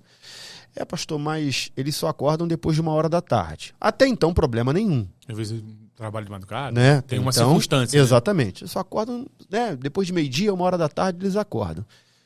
Tá bom. A gente volta depois então. Nisso que o pastor tá saindo, abre-se uma janela, a irmã. Pastor, paz do Senhor, pastor, o senhor veio me visitar. Irmão, cabelo cá em cima. Entra aí, pastor, fica à vontade. Quando entra na casa, vasilha na pia, até em cima, a casa uma zona, uma bagunça, uma sujeira, fralda de criança enrolada e jogada no chão da sala. Quando aquele pastor olha isso, ele fala assim, irmã, entendi. Seu marido nunca teve endemoniada. Nossa. O problema do seu casamento não é o seu marido. Que horas que ele sai para trabalhar? Não, pastor, ele sai de casa às 5h30 da manhã para trabalhar, volta às 8, 9 horas da noite. Olha como é que está a sua casa. Olha, olha a condição da sua casa, olha o estado da sua casa. Vamos fazer o seguinte, muda, arruma a tua casa agora, dá um jeito na tua família agora. Maurílio, 2 meses depois, aquela mulher retorna à igreja, o marido retorna à igreja e hoje é um obreiro da casa do Senhor. Ou seja, tudo passa por posicionamento. É muito fácil a gente apontar, eu vou sair da igreja porque eu não gosto do pastor Maurílio, porque o pastor Maurílio tem uma mensagem dura, porque o pastor Mineiro, né, lá da Em Comum, tem uma mensagem dura, vou para outra. Não, meu irmão, é posicionamento. Eu que tenho que escolher. Uma frase dos altares hoje que você falou é, quando o discurso do pastor é duro, a pessoa não muda o caráter, ela muda de igreja. É isso aí. Ela muda de igreja. E isso é desde o tempo de Jesus. É lógico. Né? Isso é desde o tempo de Jesus. Lá em Dura João, esse discurso. Né? Lá em João capítulo 6, Jesus é exatamente isso. Né? Os discípulos viram para Jesus, olha, estão indo embora aí porque o discurso do Senhor é muito duro. E aí Jesus muda esse discurso, irmão. Ele fala, vai junto com eles. Vocês querem ir também? Eu acho incrível. Aproveitem essa oportunidade, sabe? Então assim, e aí, né, no lugar de pastores vocacionados e chamados pelo Senhor que somos também, eu atribuo culpa a gente pelo estado que o evangelho está hoje. A gente é culpado de 100%. Por quê? Porque a gente está buscando, irmão, adequar, né? Atualizar a Bíblia, né? Estamos atualizando a Bíblia. Né? Esses dias, eu sou um cara, assim, que eu tenho, obviamente, né, devido às demandas, a gente precisa ouvir também, a gente não é o dono da razão de tudo, mas eu sempre tento me adequar, mas eu entrei numa crise esses dias, porque 2 pessoas na igreja me procuraram no final do culto para dizer assim, poxa, pastor, as mensagens estão demorando muito, estão cansativas. Eu prego de 40 minutos, 50 minutos, né? As mensagens estão demorando muito, tal, não sei o quê. E a gente tem visto aí que hoje a pregação tem tido em média 20 minutos, 25 minutos, que fica mais fácil de aplicar. E aí traz para neurociência que 20 minutos a pessoa consegue assimilar. Cara, e eu comecei, sabe, aquilo me deu uma crise, cara, porque me deu uma crise onde? Que ao ouvir essas 2 críticas, que não é a crítica da maioria da igreja, porque o dia que eu fui pregar, eu fiz um teste. É uma indignação da Fui pessoa. pregar 20 minutos, quando eu terminei, as pessoas, pastor, o senhor não concluiu a mensagem, pastor, entendeu? E é impossível pregar em 20 minutos. É isso aí. Não sei pra você, mas pra mim Não, impossível. pra mim, impossível. Você nem construiu o contexto do fundo. Exatamente. Pode fazer o pano de fundo, demora 20 minutos. Exatamente, pra mim, então, você é bem-vindo pra pregar lá em Monte Hermon, porque lá a gente, Pra tu introduzir o tirando texto. os 2 que querem mensagem de 20 Pra tu minutos, introduzir, a igreja... desenvolver e concluir, meu irmão, esquece, filho. Mas aonde que veio a minha crise, cara? Que eu me peguei numa madrugada tentando me adequar a esses 20 minutos. A exigência de um homem, né, mano? Então, meu irmão, a gente é muito responsável por isso também, por essa adequação da mensagem, né? Eu não vou pregar, né, Maurílio? Você hoje você é um pregador da palavra e onde está um dilema de um pregador também às vezes? Cara, você tem que pensar muito rápido, porque você tá ali pregando, você tá ministrando, aí você vai falar uma coisa, a hora que você olha para quem tá na sua frente é um cara que tá vivendo aquilo ali. Aí você, puxa, se eu falar isso aqui, o cara vai achar que eu tô jogando a letra pra ele. Aí você vai mudar, né, para uma outra vertente. Só que você olha pro outro lado, tem um camarada que tá vivendo aquilo ali. Então, irmão... Você não prega nada se fizer isso. Exatamente. A gente não tem que adequar a mensagem do evangelho para necessidade, né, humana de alguém. A gente tem que adequar o evangelho e a pregação desse evangelho para necessidade espiritual de alguém, para necessidade espiritual da igreja. E quando a gente se perde... errado e você tá falando a verdade? Se o cara tá vivendo errado e tu vai olhar para ele, vai falar a verdade, aquilo é para ele mesmo, é para ele ouvir. Eu tenho zero dificuldade de falar a verdade, biblicamente falando, não é minha opinião. Você tá pregando. Viu um cara com problema ali, tu vai pregar, a tua aplicação cai dentro da vida do cara. Você tem que falar pra ele mesmo, não é pra ele. E um bom pastor, aí vem meu senso crítico. Você, líder do teu ministério, um bom pastor, ele tem que falar a verdade pra teus ovelhas, cara. Porque senão vai ficar ali pro resto da vida, pô. Exatamente. Vai, continua o teu raciocínio. Exatamente, não. Não, tranquilo. Então, assim, porque senão, cara... Eu sou professor... Se mover pelo ambiente, né, mano? Exatamente. Eu leciono, né, no Esteban. O Esteban é o Seminário Teológico Batista Nacional. Eu leciono algumas disciplinas, entre elas Cristologia, no EAD, que é para o mundo inteiro. E nós temos um polo aqui em Teresópolis, que funciona lá na nossa igreja. Tem cerca lá de 30 alunos. E nesse mês agora, cara, eu tô lecionando toda segunda-feira Cristologia. Eu queria fazer pós-graduação de Cristologia, sabia? Muito bacana. Muito bacana. Eu tenho um amigo que tem essa pós, cara, e é... Tem essa cara, pós? Tem. Depois tu me manda. Tem, te mando. Te passo o contato dele. E aí, a gente está fazendo um trabalho lá, nessa disciplina, não está trabalhando só com prova, mas eu fiz um trabalho para a classe, e o tema do trabalho é fabricantes... Aí, para dar uma brincada, né, para descontrair, para as pessoas chamar mais atenção, eu botei fabricantes de Jesuses. Por quê?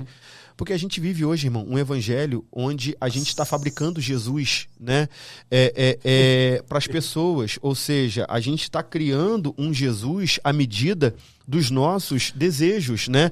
Nessa época de personalização, por exemplo, hoje a gente tem aí o Spotify, né? A galera personaliza uma playlist com aquilo que você quer ouvir, com aquilo que você gosta de ouvir. Você pega seu celular, você personaliza o seu celular com os aplicativos que te são mais convenientes, né? É que fazem com Jesus, né? Exatamente. Você, ou seja, a gente vive... O que é essa questão da personalização de tudo? É um consumo sob demanda. Eu vou consumir aquilo que eu tenho necessidade.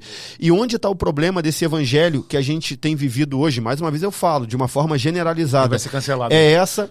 Não, Não, assim, eu tranquilamente falo sobre isso, porque, meu irmão, eu me importo, Maurílio, eu não me importo com críticas. Eu publiquei isso ontem. A única crítica, pastor, é uma crítica construtiva. A única crítica construtiva que me faz pensar é a crítica construtiva de alguém que já construiu alguma coisa. Então, meu irmão, pode criticar à vontade, pode falar à vontade.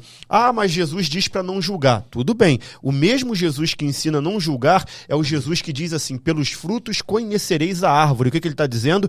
Analisa, quer conhecer uma árvore? Analisa os frutos dessa árvore. E a verdade, irmão, que a maioria dos, hoje o pessoal chama de hater, né? A maioria dos críticos de internet nunca construíram nada. São pessoas que não construíram. Então, porque não é crítica, é opinião. Exato. Então, assim, eu não tenho problema com cancelamento, porque, meu irmão, eu sei a palavra, a mensagem que Deus tem me dado, eu sei o que nós estamos conversando aqui, a seriedade do que nós estamos fazendo aqui e aonde essa nossa conversa pode chegar. Então, eu não tenho problema com isso. Mas a grande verdade é essa, irmão. Hoje, né, nós temos vivido um evangelho, na sua grande maioria, onde as pessoas querem um Cristo que conforte, mas que não confronte. E isso vai totalmente contra, né, a mensagem do evangelho. Meu irmão, Pedro era um dos discípulos mais próximos de Jesus. E quando Jesus... O que Jesus vira para ele? Aparta-te de mim, Satanás. Jesus chama Pedro de capeta. Meu irmão, o demônio, sai de perto de mim, seu diabo. Entendeu? Aí a gente quer um Jesus que... Um Jesus Hello Kitty, né? Aquele Jesus ursinhos carinhosos, bonitinho, fofinho. Hoje, Alberto, o amor, ele foi tão destruído no seu princípio perfeito, básico do amor. Eu falo isso em criação de filho, você está se especializando em família. Cara, a psicologia vai dizer que um filho para te amar, ele tem que saber que o mesmo que vai dar o pão é o mesmo que vai dar a chinelada. Não tô falando de bater, tô falando do sentido da exortação, do de correção. Né? Ele vai te amar e te respeitar ao ponto de esse cara chamado meu pai é o mesmo que me ensina, é o mesmo que me corrige, mas é o mesmo que joga bola comigo, que anda de bicicleta. O amor não é constituído só de coisas boas. Se fosse o amor constituído só de coisas boas, só de coisas maravilhosas, esse monte de gente na internet que tá ensinando você a amar, que nem marido não tem, ia ser casado, ia ter um casamento, ia ter uma família. É isso. Cara, eu acompanho pra caramba aquele Lázaro, aquele cara que fala sobre empreendedorismo, aquele fortão que tava com o Silvio Santos. Sabe quem é? Não, o cara é sinistro. Eu perdi um pouco de... Eu não tô dizendo sobre o resultado deles de forma empresarial. Mas o cara teve 3 casamentos e falou que o casamento pra ele, quando o casamento não tá bom, só que ele faz, troca de mulher. E que a próxima já sabe, que se não for bom... Eu olhei pra cara, eu falei... Mas como assim, meu irmão? Tudo de bonito que ele fala... destrói. Ele é muito bom como empresa. Mas da porta da empresa pra dentro, meu irmão. Então, a destruição, você tá construindo um amor na sua cabeça que não existe em lugar nenhum, cara. Hoje o cara vai falar de amor, você vê essa polarização de esquerda e de direita, de família, igreja, de não sei o quê, do evangelho de Jesus. Todo mundo tá produzindo, não é só o evangelho, não. Tudo como ela quer. Ela quer viver uma esquerda do jeito que ela quer. Quer ver uma direita, quer ver uma política, o Brasil do jeito que ela quer. Quer uma igreja do jeito que ela quer. Do jeito que ela quer. Aí chega pra um pastor... Deixa eu falar uma coisa pra você. Sabe como é que é a vida de um pastor sério, tá? Porque, né? Temos aí 90% dos pastores são sérios no Brasil. 10% são pastores ruins. Mas os 90% dos pastores que são pastores sérios, que são homens de Deus... Meu irmão, esses caras dão a vida pela igreja. Esses caras sacrificam a vida deles, a família deles. Minha esposa... O primeiro livro que a minha esposa leu... há uns 8 anos atrás, de capa a capa, mais velha, claro, ela falou, foi sabe o quê? Mulher de pastor. Ela falou, amor, pelo amor de Deus, eu nem era pastor, cara, nem era, mas já desde sempre, como você falou, desde sempre eu sabia qual era o meu chamado, por causa do pastor Alexandre, Brandão, um pastor que me discipulou. Ele falou assim, amor, é difícil demais, as pessoas querem que você seja, a roupa que você veste, o jeito que você vai falar, o que você vai falar. Eu já tive a oportunidade, cara, de pregar numa igreja. O pastor me pediu qual era a mensagem que eu ia pregar. Sabe o que eu falei pra ele? Eu sou muito... Pastor, Roberto, eu sou teu amigo. Se você estiver ladeado comigo, nós vamos guerrear qualquer guerra, irmão. Agora, se tu quiser me tirar pra bobo, a gente vai ter um problema. Eu falei assim pra ele, querido, se eu tiver que te mandar o meu discurso, a minha mensagem que eu vou pregar pra você, você não confia em mim, cara. Eu não vou te mandar meu discurso. Não, porque é uma prática. Eu falei, então, essa prática da sua igreja não tem problema nenhum, cara. Olha só, eu não vivo de agenda. Eu não sou pregador itinerante, eu não ganho dinheiro disso. Eu vivo de outro, eu tenho minha renda. Eu não me movo nessa área. Eu nunca te pedi dinheiro para pregar. Então, se eu não te peço dinheiro para pregar, você não tem direito sobre o meu discurso.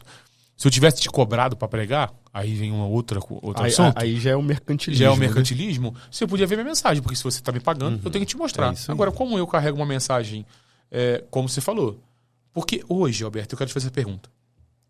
Como pastorear uma igreja hoje, dentro de tudo que você falou, no dia a dia, na prática, pregar o evangelho do jeito que é, porque o evangelho não é fácil, não é lindo, não é romântico, não é romântico, irmão. Primeiro que se você fosse... Eu escutei o pastor Tarso falar isso, eu achei isso incrível. Ele falou assim, gente, a igreja não é um hospital. Cara, eu escuto isso há acho que uns 100 anos. A igreja não é um hospital. A igreja é um quartel, porque nós estamos em guerra e dentro do quartel tem um lugar que cuida de gente, que é o hospital de campanha. Que é um hospital de campanha no meio de uma guerra. Eu achei a melhor colocação que eu vi até hoje na minha vida. Muito boa. Foi essa colocação. Boa. Porque a Bíblia inteira diz que nós estamos em guerra. Nós somos o exército de Cristo. Nós vamos em nome do Senhor. Então, calma aí, nós estamos em guerra. Desde Gênesis até Apocalipse tem guerra. Então, se nós estamos em guerra e dentro do hospital, dentro do batalhão tem um hospital de campanha, nós estamos dentro da terra e vivendo uma realidade onde a gente está achando que o evangelho é o quê? Tu vai chegar, Deus vai te dar carro, vai te dar casa, vai te dar família, depois você saiu, tá tudo bem? Não, irmão, Deus não vai se converter a você. Como, pastor Alberto? Agora eu vou te chamar de pastor Alberto, porque agora eu quero que o pastor fale. Como pastorear uma igreja, trazer uma igreja para o centro do evangelho. Sem ser, que as pessoas falam, né? Perder a igreja, perder as ovelhas, porque vai embora, a gente embora. Como? Pastor Maurílio, é ser fiel à palavra de Deus, cara. E ao direcionamento que Deus te deu. Vão existir momentos no ministério pastoral em que talvez ninguém entenda aquilo que você tem como direção. Talvez ninguém entenda. Eu vivi uma experiência em Monte Hermon agora, assim que eu retornei para a igreja, e é o tempo que eu estava, né, ainda estou nesse tempo da igreja me conhecer como pastor, tenho 9 meses como presidente de Monte Hermon, e foi logo assim que eu cheguei ali em junho, talvez, maio, junho. É o tempo que a igreja está conhecendo. Então, o que a gente imagina, né, exatamente, como tema de mensagem? Não, uma pregação mais leve, uma pregação de proximidade, que vai trazer a igreja para perto de mim. Cara, eu sou incapaz, cara, eu não consigo. Por exemplo, esses dias um amigo me mandou 365, nada contra também, tô falando da minha realidade. 365 esboços, um esboço para cada dia. Aí você vai ali e escolhe o esboço. Cara, eu não consigo. Eu não consigo. Também repetir mensagem é difícil. Dizem que tem agora, né, que lá naquele inteligência artificial que você consegue, lá você bota lá os... Eu não consigo. Vem então, pronto. Assim, eu sempre... eu busco em Deus. Meu irmão, eu acho que o mínimo que eu posso fazer pela igreja é levar para a igreja uma mensagem que Cristo queira falar com a igreja. E aí, nessas minhas buscas pelas madrugadas, porque eu sou de madrugada também, nessas minhas... noturno? Sou noturno, cara, completamente. Nessas minhas buscas, né, por um direcionamento, eu tinha no coração, eu queria pregar uma série de mensagens durante todo um mês, todo domingo, uma série de mensagens. E eu tava buscando ali, cara. Aí, no meu coração, os milagres de Jesus andar sobre as águas. Fé, aquela coisa... Pá. Meu irmão, e só vinha Paulo no meu coração. Paulo. Já perdeu a igreja na primeira semana. Falei, meu irmão... Não, e pra piorar, cara... Eu tô na Smart Fit fazendo, desculpa, né? A propaganda. Merchandising. Tô ali na esteira, correndo. Tô na esteira andando ali e pensando sobre Paulo, lendo sobre Paulo e tal... E o Espírito Santo começa a falar comigo. Confrontação. Maurílio. Primeiro mês? Não, nos primeiros meses. Veio no meu coração. Cara, e ali descortinou a série de mensagens. E eu comecei a anunciar na igreja. No final, assim, ó, demitido. Eu comecei a anunciar na igreja. Vou pregar a série confrontação. Irmão, no final eu te falo de qual igreja que veio um camarada. Veio um cara que estava sendo preparado. Amigo meu. Qual era o viés da mensagem? Confronto com a igreja. Confronto com a igreja. Todas as áreas. Paulo, o confronto de Jesus. O que Jesus... Comecei ali no encontro de Jesus com Paulo no caminho de Damasco. Sim. O confronto... Ali ele foi confrontado. Né? Paulo foi confrontado. Ou seja, tudo, né? Tudo aquilo que você viveu até hoje, meu irmão, Porque assim, Paulo, a gente julga Paulo, mas Paulo era um cara que a motivação de Paulo era correta. Ele fazia o errado, mas a motivação era correta. Por quê? Paulo era um defensor da lei, um defensor da religião. Ele achava que o perseguir os cristãos, que o matar os cristãos, ele estava fazendo aquilo em nome de Deus. Que ele estava fazendo aquilo para Deus. Protegendo, né? Deus. Protegendo Deus. E aí, quando ele encontra com Cristo, ele é confrontado. Quando Paulo termina de ser confrontado, ele começa a ser tratado. Se você pegar a história de Paulo, você vai perceber que Paulo ele já quer pregar. Paulo ele já quer, né? Aí essa foi a primeira mensagem. Né? Segunda mensagem, Paulo, meu irmão, 3 anos no deserto, 3 anos escondido, sendo tratado. Então eu preguei 4 mensagens, né? Nesse sentido, nessa direção, irmão. Como que a igreja... Por isso que eu digo que nós, líderes, somos responsáveis pelo nosso próprio fracasso, às vezes, e pela deturpação do evangelho. O que tinha de gente, amigo, para mim, pastor, era essa mensagem que nós precisávamos, meu Deus, como Deus mudou, como Deus falou. 99% da igreja recebeu essa mensagem. Foi um camarada de uma igreja, ele estava sendo preparado para ser pastor dessa igreja. É meu amigo de rede social, tal, meu amigo de antigamente, de bastante tempo, mas a gente tinha perdido contato e ele estava numa outra igreja, e dessas igrejas de massa, né, dessas grandes igrejas mundiais, tal, e ele estava sendo preparado para ser pastor dessa igreja, né? E aí esse camarada ele vê a igreja lá, a nossa igreja anunciando, né, série de mensagens, confrontação, começa nesse domingo. Ele falou, cara, eu vou lá ver essa mensagem. Que mensagem é essa? Porque você sabe que essa mensagem, esse tema, eu vou te dar só uma clareza nisso. Claro. Esse tema, no marketing das igrejas, isso não existe. Não existe. Não existe. Tem um amigo nosso, né, em comum, que ele saiu de uma igreja e aí eu fui conversar com ele o motivo dele ter saído dessa igreja. Cara, porque o pastor o chamou a atenção, porque ele tinha pregado para os jovens, ele era líder dos jovens da igreja na época, se eu não me engano, e ele foi numa célula, numa coisa assim, ele foi falar sobre pecado, confrontar pecado. E algumas pessoas não gostaram, isso chegou no ouvido do pastor, o pastor o chamou a atenção e disse para ele, aqui a gente não prega sobre isso. Aqui não existe pecado. Aqui as pessoas não têm pecado, as pessoas têm um problema. Que isso, irmão? Pelo amor de Deus, pecado é pecado e ele precisa ser confrontado. E aí esse camarada, né, esse rapaz que estava sendo preparado para ser pastor de uma igreja, e embora talvez até do Brasil, ele vai lá na igreja, assiste essa mensagem, ele é confrontado por Deus através dessa mensagem. É minha ovelha hoje. Não foi? Não foi. Saiu dessa igreja, tá lá em Monte Hermon, falou, meu irmão, eu quero aprender tudo de novo. Sabe? É nossa ovelha hoje, é minha ovelha hoje, caminha do meu lado, é discipulado por mim. Então, assim, isso é pra você. Por que eu tô te contando isso? E também, né, pras pessoas. Pra gente ter esse entendimento, irmão, do poder que o evangelho tem, que a palavra de Deus tem, e que a gente não precisa mudar essa mensagem, mudar a palavra e adequar essa palavra para que essa palavra seja aceita pelas pessoas. A gente não precisa disso. A estratégia de hoje, então, reestabelecendo a igreja, a estratégia de hoje é fazer aquilo que Jesus fez, pregar aquilo que Jesus pregou, ensinar o que Paulo ensinou, ensinar o que Moisés fez, ensinar Abraão. Claro, né, uma mensagem não pode ser mosaica, né, na sua totalidade, senão você vai pregar a lei, mas Jesus veio cumpri-la, os 10 mandamentos não acabaram, que ainda é proibido fazê-los, né? Mas entender o seguinte, a maior estratégia que você vai ter, pastor, eu falo muito para liderança, né, Humberto? Deus, ele tem uma, eu não sei porquê, não sei te dizer porquê, mas Deus tem uma graça comigo com liderança, cara. Eu tenho uma facilidade com liderança, sim, absurda. E é uma das áreas mais necessárias da igreja, né, meu irmão? Hoje eu mentoro... A igreja é o espelho da liderança, né? Hoje eu tenho mentoreado uns pastores de uma igreja global, conversado, trocar ideia, ministrar a palavra, e um deles me perguntou assim, não, qual é a estratégia? Eu falei, a estratégia? Aí eu comecei uma série a cada 15 dias eu sento com eles online, né, porque eles na Europa, e eu dou uma palavra para eles, dura 2 horas ali. A gente troca uma ideia, né? E aí, sabe qual foi o tema que eu comecei? E o pastor, eu perguntei assim, pastor, você quer aprender a fazer? Ou você quer ser? Aí ele falou, qual a diferença? Eu falei, muito simples. Fazer é técnica. Aí você vai entrar na internet e bota jeito de fazer, que eu não vou te ensinar isso não. Agora, o ser. A régua muda de...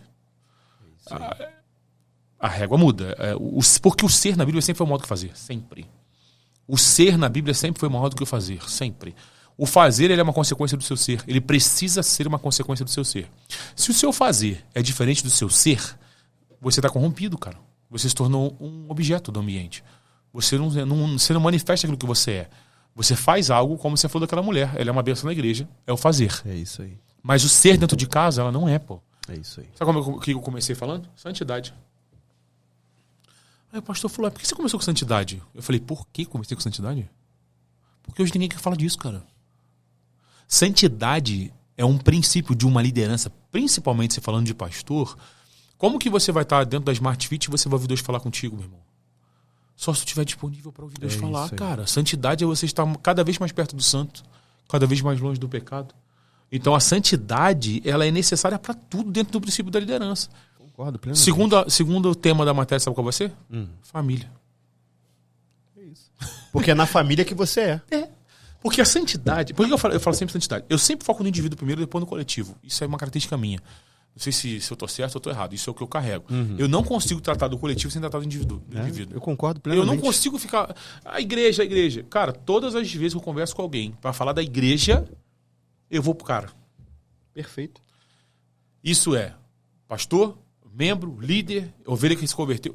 Todo mundo. Eu tiro do macro, cara. Eu tiro todo mundo da massa e coloco o cara sempre no eu. É isso aí. Porque no eu é muito mais fácil de eu tratar, pô. E Deus, ele trata na individualidade. Pô, como que eu vou falar do nós sem falar do eu? É isso aí. Como que eu vou falar do teu povo sem falar de você? É isso aí. Você acabou de falar que a liderança, a igreja reflete o líder. É isso aí. Aí eu chego pra conversar com você e você fala assim, não, mas a minha igreja. Eu falo, não, mas o problema não é a tua igreja, cara.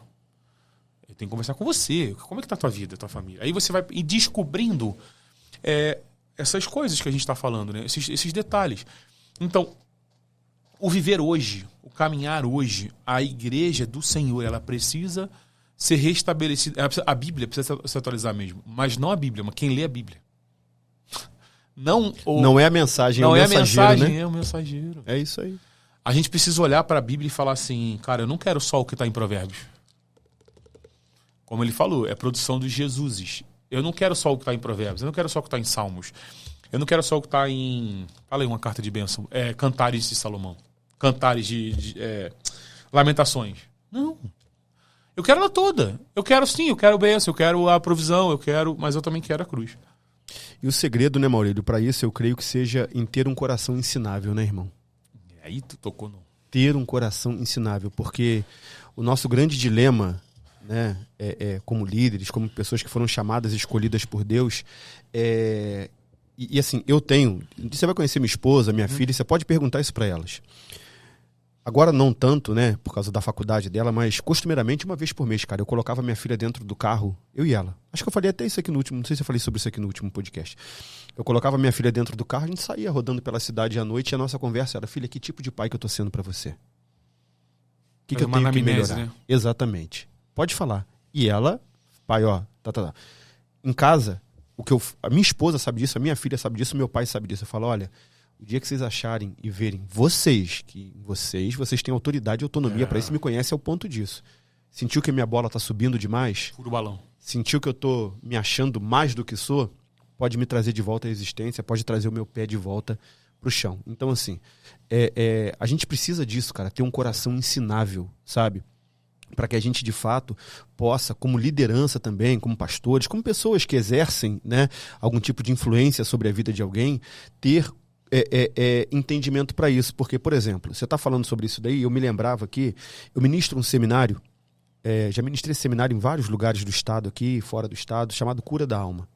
O Cura da Alma foi um projeto que Deus tratou comigo, irmão. Eu, há uns 20 anos, mais ou menos, 20, 18 anos, eu passei por um quadro de depressão. E naquele quadro de depressão ali, eu já estava no caminho de tomar muitos remédios, tal, uma loucura, uma loucura. E aí, eu lembro que sentado no último banco do ônibus, com uma bolsa cheia de remédio, lotada de remédio, que o médico já tinha me direcionado para cá, toma esse remédio aqui, porque senão você vai cometer uma loucura, você vai se matar, você vai fazer uma doideira.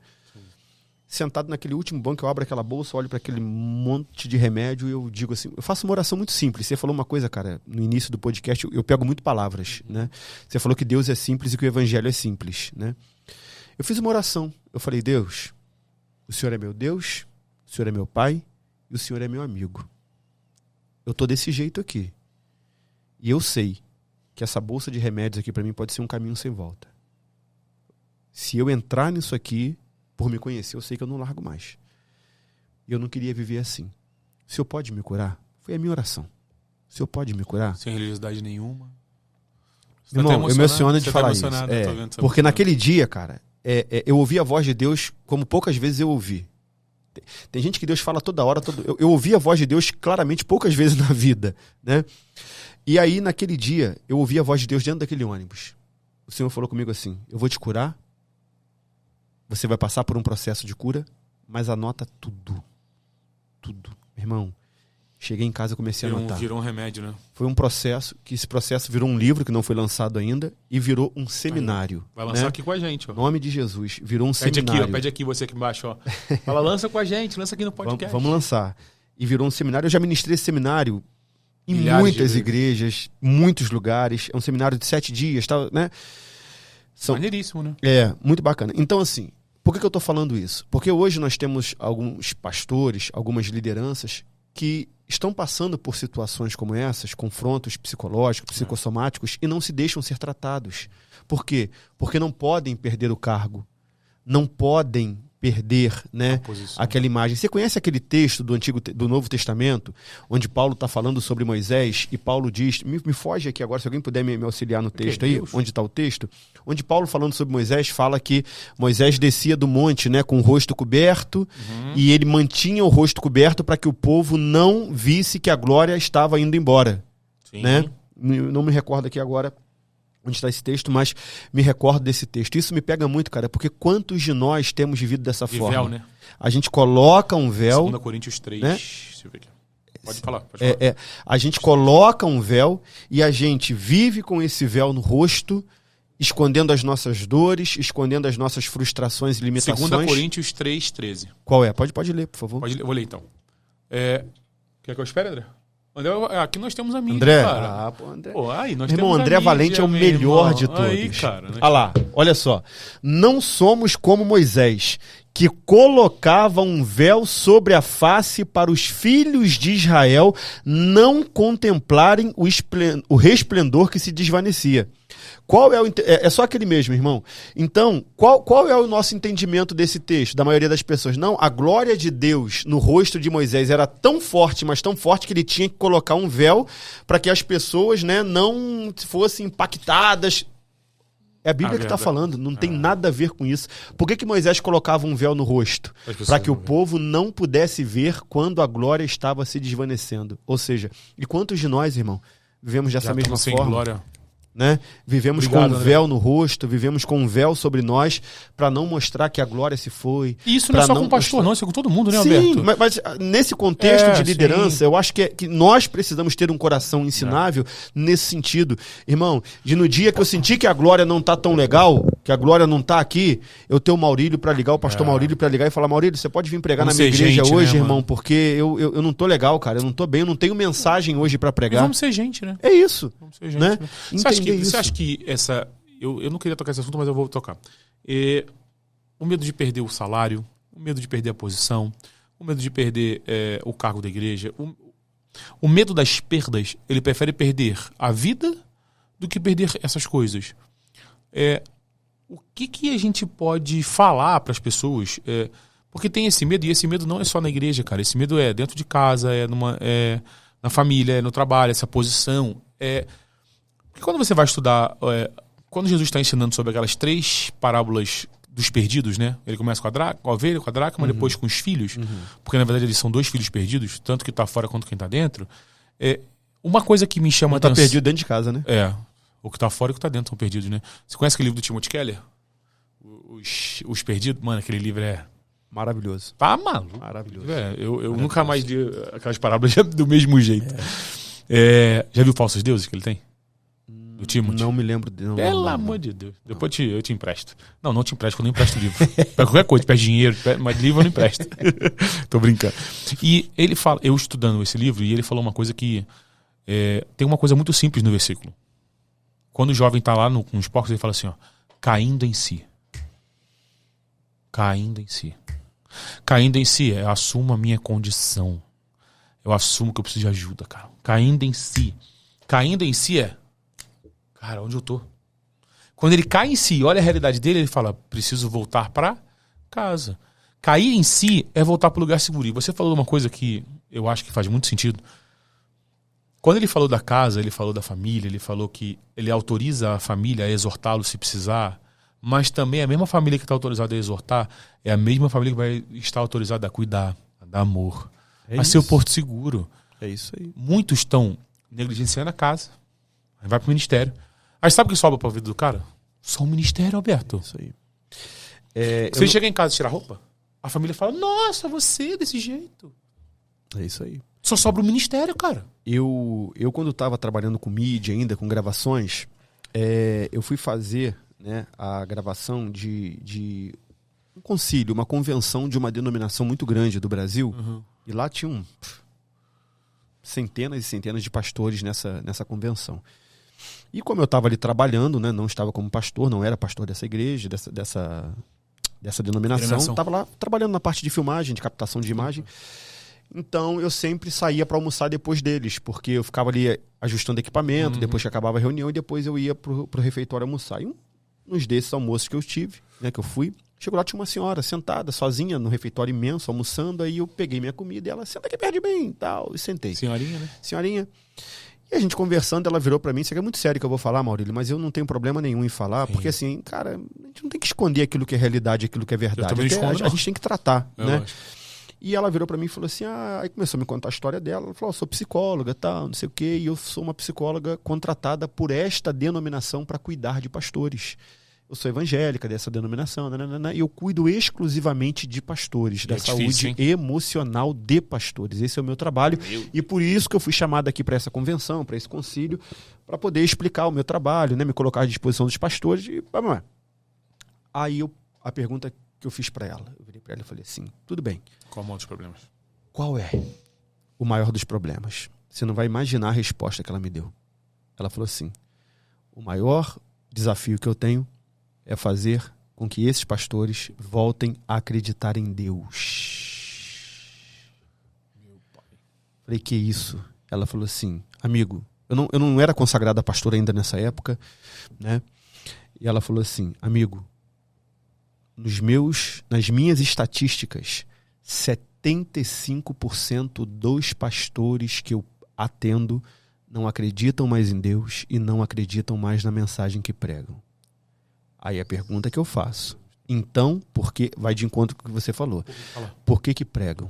Aí ela falou, alguns porque acham que estão prestando um bom serviço para a sociedade, ou seja, que enquanto o jovem está na igreja, ele não vai virar bandido, ele não vai se prostituir. Alguns pensam, né, tô aqui pregando a filantropia. Palavra. Exatamente, obra social. Tô fazendo bem para a sociedade. Outros não sabem fazer mais nada. Então, Maurílio, assim, aí mais uma vez peguei uma palavra sua quando esse pastor foi te cobrar o seu esboço, né? Que você falou para ele, cara, eu não dependo disso. Eu hoje, irmão, eu sou mantido pela igreja pela função que tenho, pela responsabilidade que tenho. Mas eu não dependo de igreja. Sim. Eu tenho a minha profissão. Se amanhã, né, em nome de Jesus, isso não vai acontecer. Professor de seminário, sou professor de português, né, sou formado em letras. Então, assim, se hoje Deus ou a igreja olham para mim e dizem, acabou o tempo, irmão, eu não vou ficar tentando me agarrar a todas as possibilidades porque eu não tenho mais nada para fazer. Então, eu concordo contigo. Muitos hoje, muitos se sujeitam a muitas coisas, mudam o discurso, mudam a mensagem, mudam o evangelho que pregam. Por quê? Porque dependem daquilo ali. E é uma triste realidade. Triste realidade, porque aí vira prostituição, né? Exatamente. Prostituição nasce de uma dor, né? Exatamente. Eu conversei com uma prostituta aqui no podcast, Lidinéia. Eu falo isso porque ela falou, né? Aqui, todo mundo ouvia. Ela era prostituta, né? Se prostituiu durante 10 anos, cara. Por causa de cocaína, assim. Depois me manda pra assistir, esse eu não vi ainda. Mano, assim... Bota a gente num lugar de desce a gente, sabe?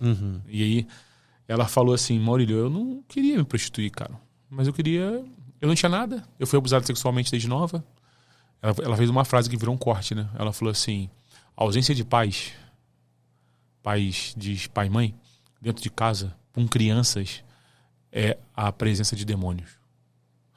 Eita. Aí eu olhei assim, ela discursou, ela discorreu sobre o assunto. Ela falou assim, pessoas que deixam os filhos em casa, eu, por exemplo, fui deixada pelos meus pais, sozinha, com 8 anos, acho que é 8 anos, ela foi abusada sexualmente, pô.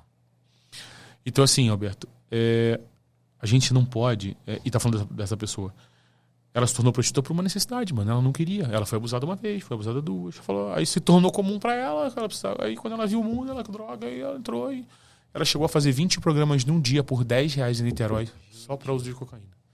Num dia. Isso ela falou aqui pra todo mundo ver. Eu tô só falando de novo porque tá gravado. Né? Porque tá gravado. E a gente entende o seguinte, não é errado você viver, ser pastor e ter teu salário, ser líder. Não é errado, cara. Tá na Bíblia, é direito. Mas você pode, dependendo do sistema que você tiver e dependendo do que você estiver fazendo, você pode se perder para manter esse sistema de pé. Em franquias, igrejas em vira um ministério onde o pastor faz o que quer com... criou-se um método, né? E é muito triste isso. Eu não tô aqui, eu não sou um como é que fala? Uma pessoa que tá aqui para ficar falando mal da igreja, não. Eu amo a igreja do Senhor, tanto que eu sou crente, eu amo Jesus, eu sei de onde eu vim, eu ajudo pastores por causa disso. Mas a gente sabe as mazelas que a gente existem, sabe as mazelas. Né, e eu, por saber as mazelas, e talvez são poucos que tenham coragem de falar o que eu falo aqui, eu tô aqui disponível para ajudar, cara. Tanto que eu me coloco à disposição para ajudar várias igrejas, já ajudei vários pastores que me pedem ajuda porque fala, Maurílio, você sabe uma coisa que muitos pastores não fazem, cara? Sucessores, cara. Sim. Porra, não ensina, meu irmão, não faz um novo líder, o cara quer ficar ali o tempo todo, o cara quer... Ele não tem um novo, irmão, deixa eu te falar uma coisa. Eu vou me estreitar meu relacionamento com o Alberto agora, eles já vão marcar um café pra gente trocar uma ideia, já tava marcando isso. Sabe por quê? Porque eu quero ouvir ele falar, porque o caminho que ele passou, esse cara tem quanto tempo de igreja? 30 anos? 20 anos? Eu tô na igreja desde 8 anos de idade, 9 anos de idade. Tira o tempo fora? Fiquei 3, 4 anos fora. Então você tem... 20 e tantos anos. 30 anos quase? 30 anos de evangelho. Eu tenho 12. Quem tem mais experiência? Ele, cara. Eu quero sentar com ele pra ouvir ele falar, pra aprender, pra me relacionar. As pessoas têm que perder vocês têm que perder esse medo de querer fazer novos discípulos, de ensinar. Cara, a maior graça que esse cara vai ter na vida é chegar um cara daqui a 10 anos e falar assim, pô, pastor, aprendi contigo. O cara é um pastor, o cara cresceu, o cara aprendeu. A profissão, não vou falar profissão, o chamado mais lindo de um homem é pregar o evangelho de Jesus, cara. É isso aí. A coisa mais linda em Deus, Billy Graham disse isso, pô. Billy Graham foi convidado para ser presidente da República dos Estados Unidos, cara. E falou, não, eu não vou rebaixar o meu cargo que eu tenho de ser ministro do evangelho para ser presidente de um país, não ser presidente de um país. Feliciano falou a mesma coisa, mas depois... depois ele, no caminho, teve que ir para lá. Mas quanto a isso, irmão, só pra gente poder caminhar, desculpa te cortar mais uma vez, mas assim, hoje, né, o dia que nós estamos gravando aqui, tá sendo um dos dias mais felizes da minha semana. Tô tendo uma semana bem difícil, muito trabalho, muitas tarefas. Hoje foi um dia muito difícil. Desde manhã, meu irmão, a hora que eu peguei o celular, já abri aqui, já problema para resolver. E aí eu recebo uma ligação da Europa hoje. Vindo para cá, recebo uma ligação da Europa de uma irmã que é da nossa igreja, que é a igreja que eu fiz parte em São Gonçalo antes de voltar para cá. E lá, Maurílio, no ano passado, quando Deus me falou que eu ia estar saindo de lá, que meu tempo estava acabando lá, meu irmão, eu comecei a preparar. Na verdade, eu já vinha preparando um pastor, estava trazendo para perto, comecei a preparar esse cara. E hoje essa irmã me liga lá da Europa para dizer para mim o seguinte, pastor, muito obrigado. Eu falei, mas obrigado por quê? A gente está se falar mais, quase um ano, a gente não se fala, não. Eu quero te agradecer pelo pastor que o Senhor deixou na IBNT para cuidar de nós. Isso não tem preço. Eu falei, mas por quê? Aí ela falou, pastor, ele tem cheiro de ovelha, ele é da mesma forma, ele cuida da gente. Eu tô na Europa cuidando de uma filha que tá doente, mas o meu genro aí no Brasil infartou e eles são de São Gonçalo, ele tá internado no Rio de Janeiro. E esse pastor, o pastor Dinister, né, busca a família desse homem, leva para o hospital, tá cuidando. Ela falou, pastor, como que esse homem tá cuidando da gente? Aí ela termina dizendo, muito obrigado pelo pastor que o Senhor deixou na igreja para cuidar de nós. Então, assim, cara, como que eu fiquei alegre com isso? Isso não tem preço. Como que eu fiquei feliz com isso? Continue assim, viu, meu irmão? E o que eu falo com o pessoal em Monte Hermon, que são os meus auxiliares, aqueles que eu estou trazendo para o ministério agora também, é isso, irmão. o sucesso de vocês é o meu sucesso. Se vocês derem certo, eu vou estar feliz da vida. Por quê? Porque aqui não se resume a mim, se resume a nós. A minha alegria, irmão, é ver um pastor auxiliar meu, é alguém que eu levo na igreja, subir no altar para pregar, e o cara pregar mais do que eu. Pregar mais do que eu numa questão de melhor, aceitação da igreja, né? Estar melhor do que eu. Cara, eu fico feliz da vida. Meu irmão, é mais um. É para somar, é pra gente crescer nas minhas deficiências do outro. Alivia né? o fardo, cara. Então E pastor, vamos para a Bíblia. Eu concordo muito contigo. Vamos usar a Bíblia, cara. Eu gosto muito de fazer essas coisas, de usar a palavra de Deus. Quando o apóstolo Paulo de Efésios está escrevendo sobre os ministérios, ele fala sobre 5 dons, né? E no final de fazer os 5 dons, ele diz no versículo diz assim, ó, todos esses caras aqui que Deus chamou, discipular, capacitar, ele deu dom.